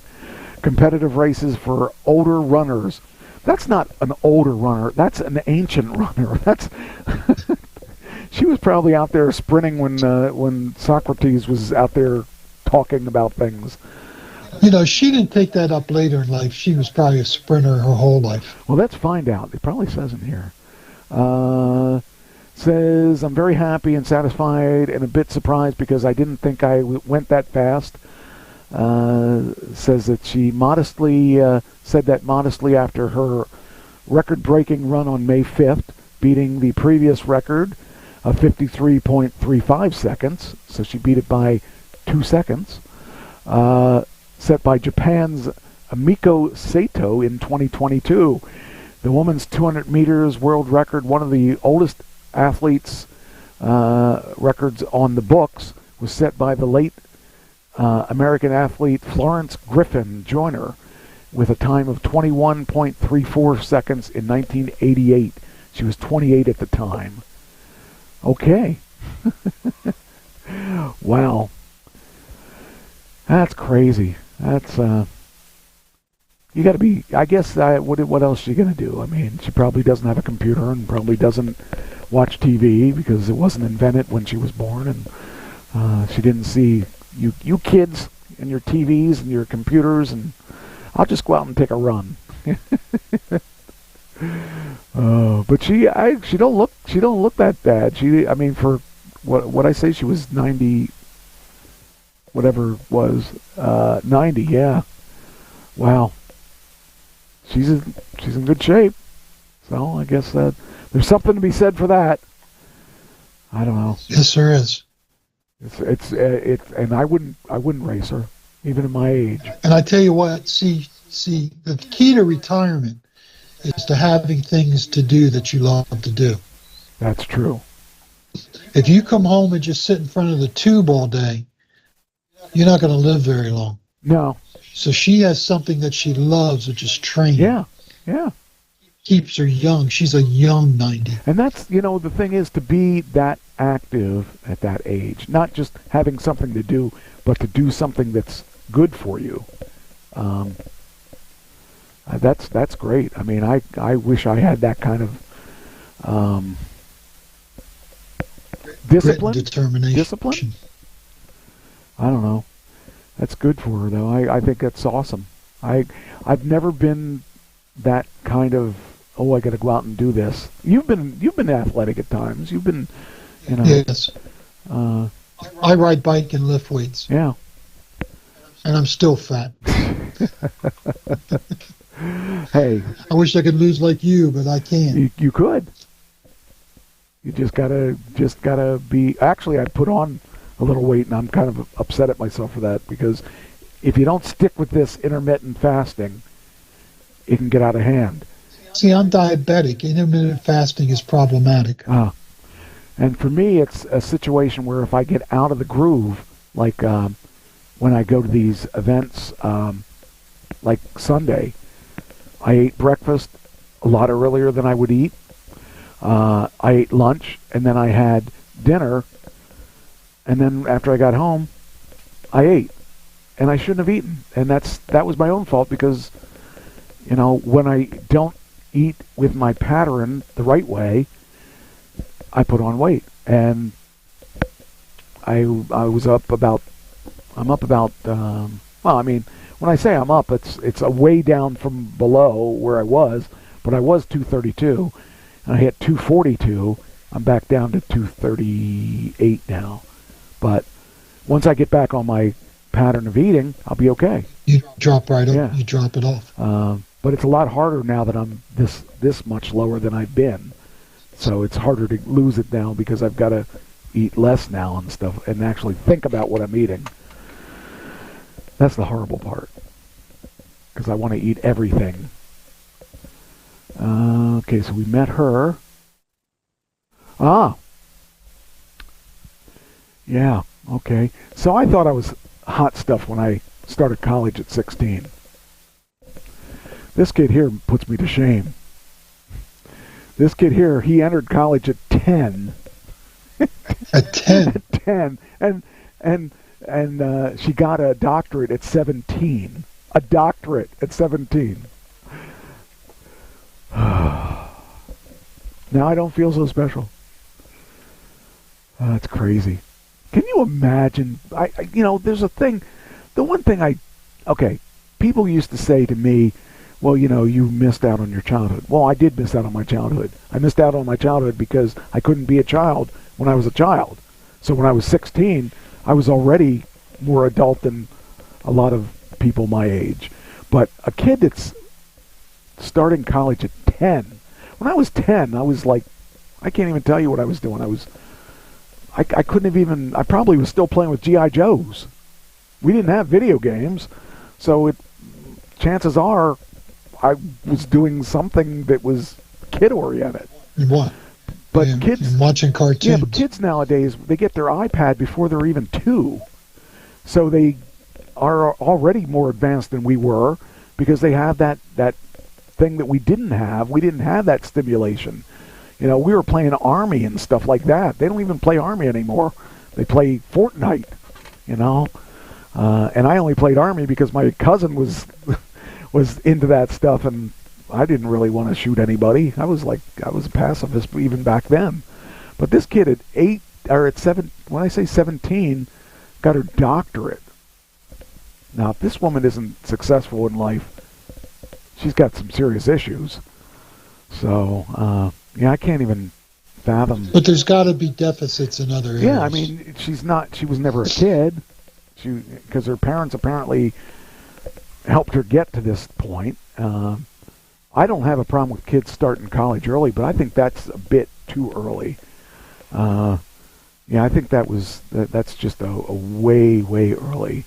It says here, when Tillman successfully defended her dissertation in December, she became the youngest person at 17 to earn a doctorate degree in integrative behavioral health at Arizona State. It's a wonderful celebration, and we hope that Dorothy Jean inspires more students. But there's still something so rare and so unique. And you have to think, what kind of, her name is Dorothy Jean Tillman. Her parents probably had money. Because, I mean... Well, they had to have sent her to the best schools because she would have got lost in a public school. Right, yeah. I would imagine. They don't have the resources to take care of a kid that smart. 17, so that means she was born in 2004? Something like that? No, that would have been 20. 2007? Jeez. 2007. 2007. What were you doing in 2007? Working for the Salvation Army. And I was still working my job selling computer stuff. Selling technology that helped this kid go through school. Oh, that's nuts. Oh, wow, it's 10 o'clock. Well, let me see if there's one last story. Let me kill this one because we just did that one. I think this will be our finish. This is a finish. Here you go. This is a perfect finish. An 88-year-old bride marries her first crush after reconnecting with him in their 50s. That is so cool. Yes. 88-year-old finally marries her. She gets to wear her wedding dress and her veil as she marries her first crush. How do you after all those years, how did they end up together? Because, you got to think they both were... Well, with Facebook? Yeah, that's true. Says Elaine Hall never got to wear a white wedding dress and a veil when she married her first husband at 18. 70 years later, after reconnecting and falling in love with her childhood crush, she had her second chance to get a traditional wedding she always wanted. I say at 88, maybe I shouldn't wear a veil. My daughter said, "Mom, quit trying to not look like a bride. You're a bride. We're going to do the whole thing." Now, think about this. She's 88, so her daughters are probably 68. And retired. Yeah. You think about that stuff. That's so when I got there to him, he said to me, "You look so beautiful," and she does. She looks really good, actually. He's Roland Passero, also 88. The couple married in Palm Beach in Florida on March 23rd, the second marriage for both. They first met 74 years earlier in junior high school and were each other's first big crushes before going their separate ways. When I saw her in 9th grade, I thought she was very beautiful and exciting. I thought she was, I guess, in today's parlance, quite hot.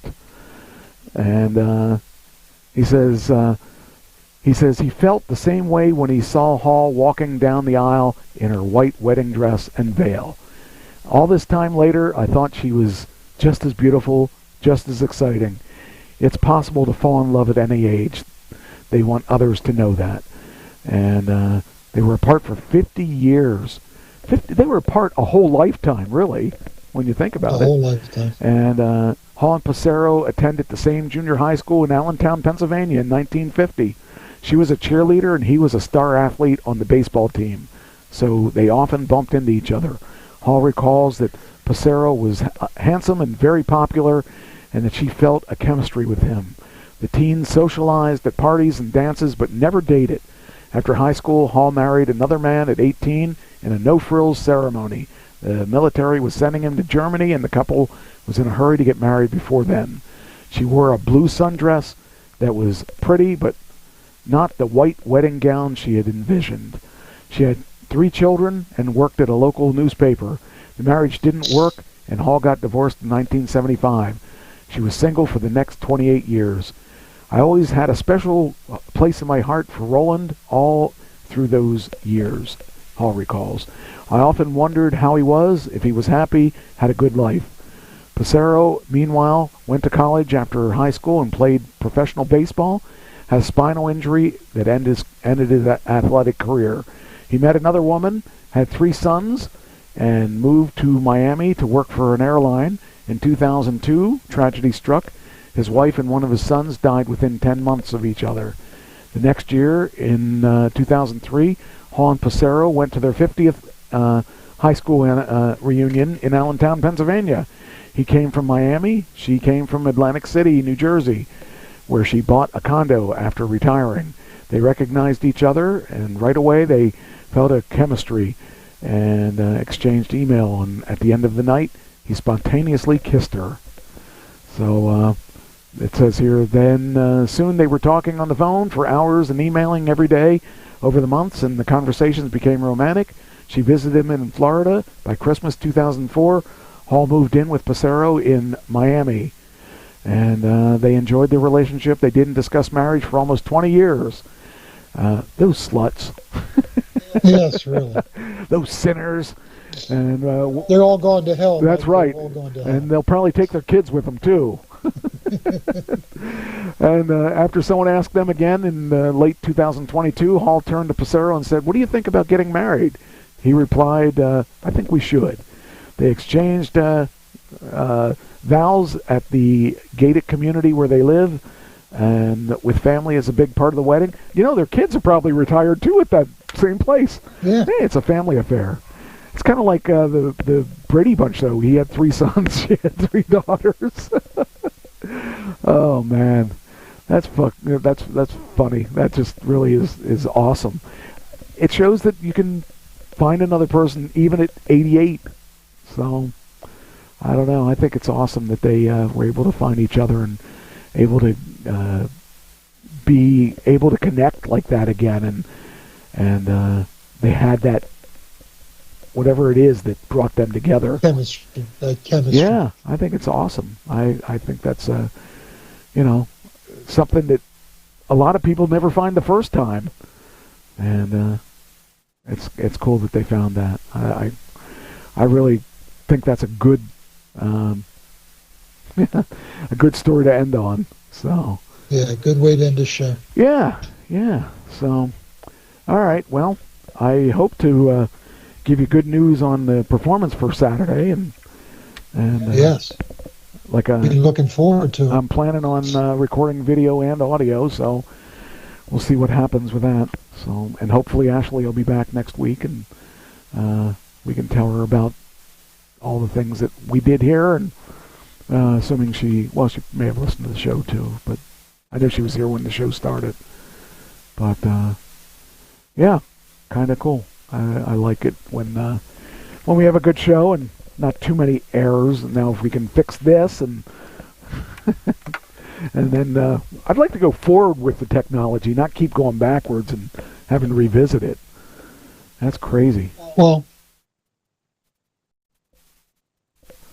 you said, well, I just think we need to take a day, Mike, and work these kinks out. I definitely think that's the case, because there's so much more I want to do, and we keep running into these little stumbling blocks that are major things. We'll have 2 weeks where it works, and then some kind of disaster goes on, and I haven't figured it out, because there's a few things I want to do with the technology that until we get these things banged out, it's just going to be, a waste of time until we figure out. Well, you have your people call my people, and we'll set it up. All right, well, have your people find me some people so that I can have them call you. Anyway, all right, and I thought there was a pretty cool show, and I think there was some good things to play in the background. And remember, if you lose your license, do not call do not answer that call from the judge. See you guys next week. Good show, Mike. You're still having fun, and we're still the one.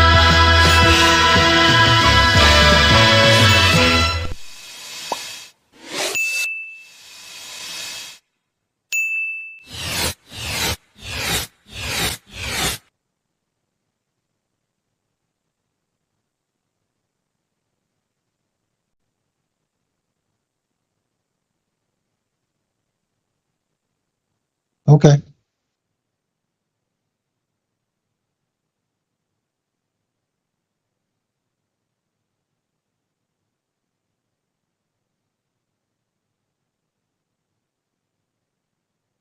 Okay. Maybe this week.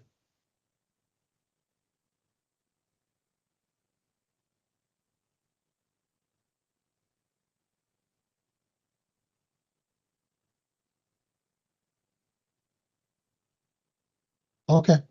Sunday late afternoon.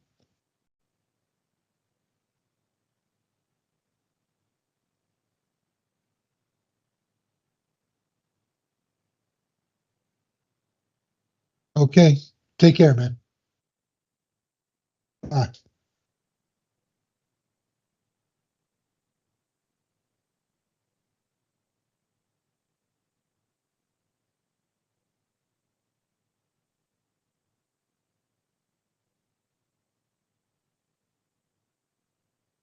Thank you.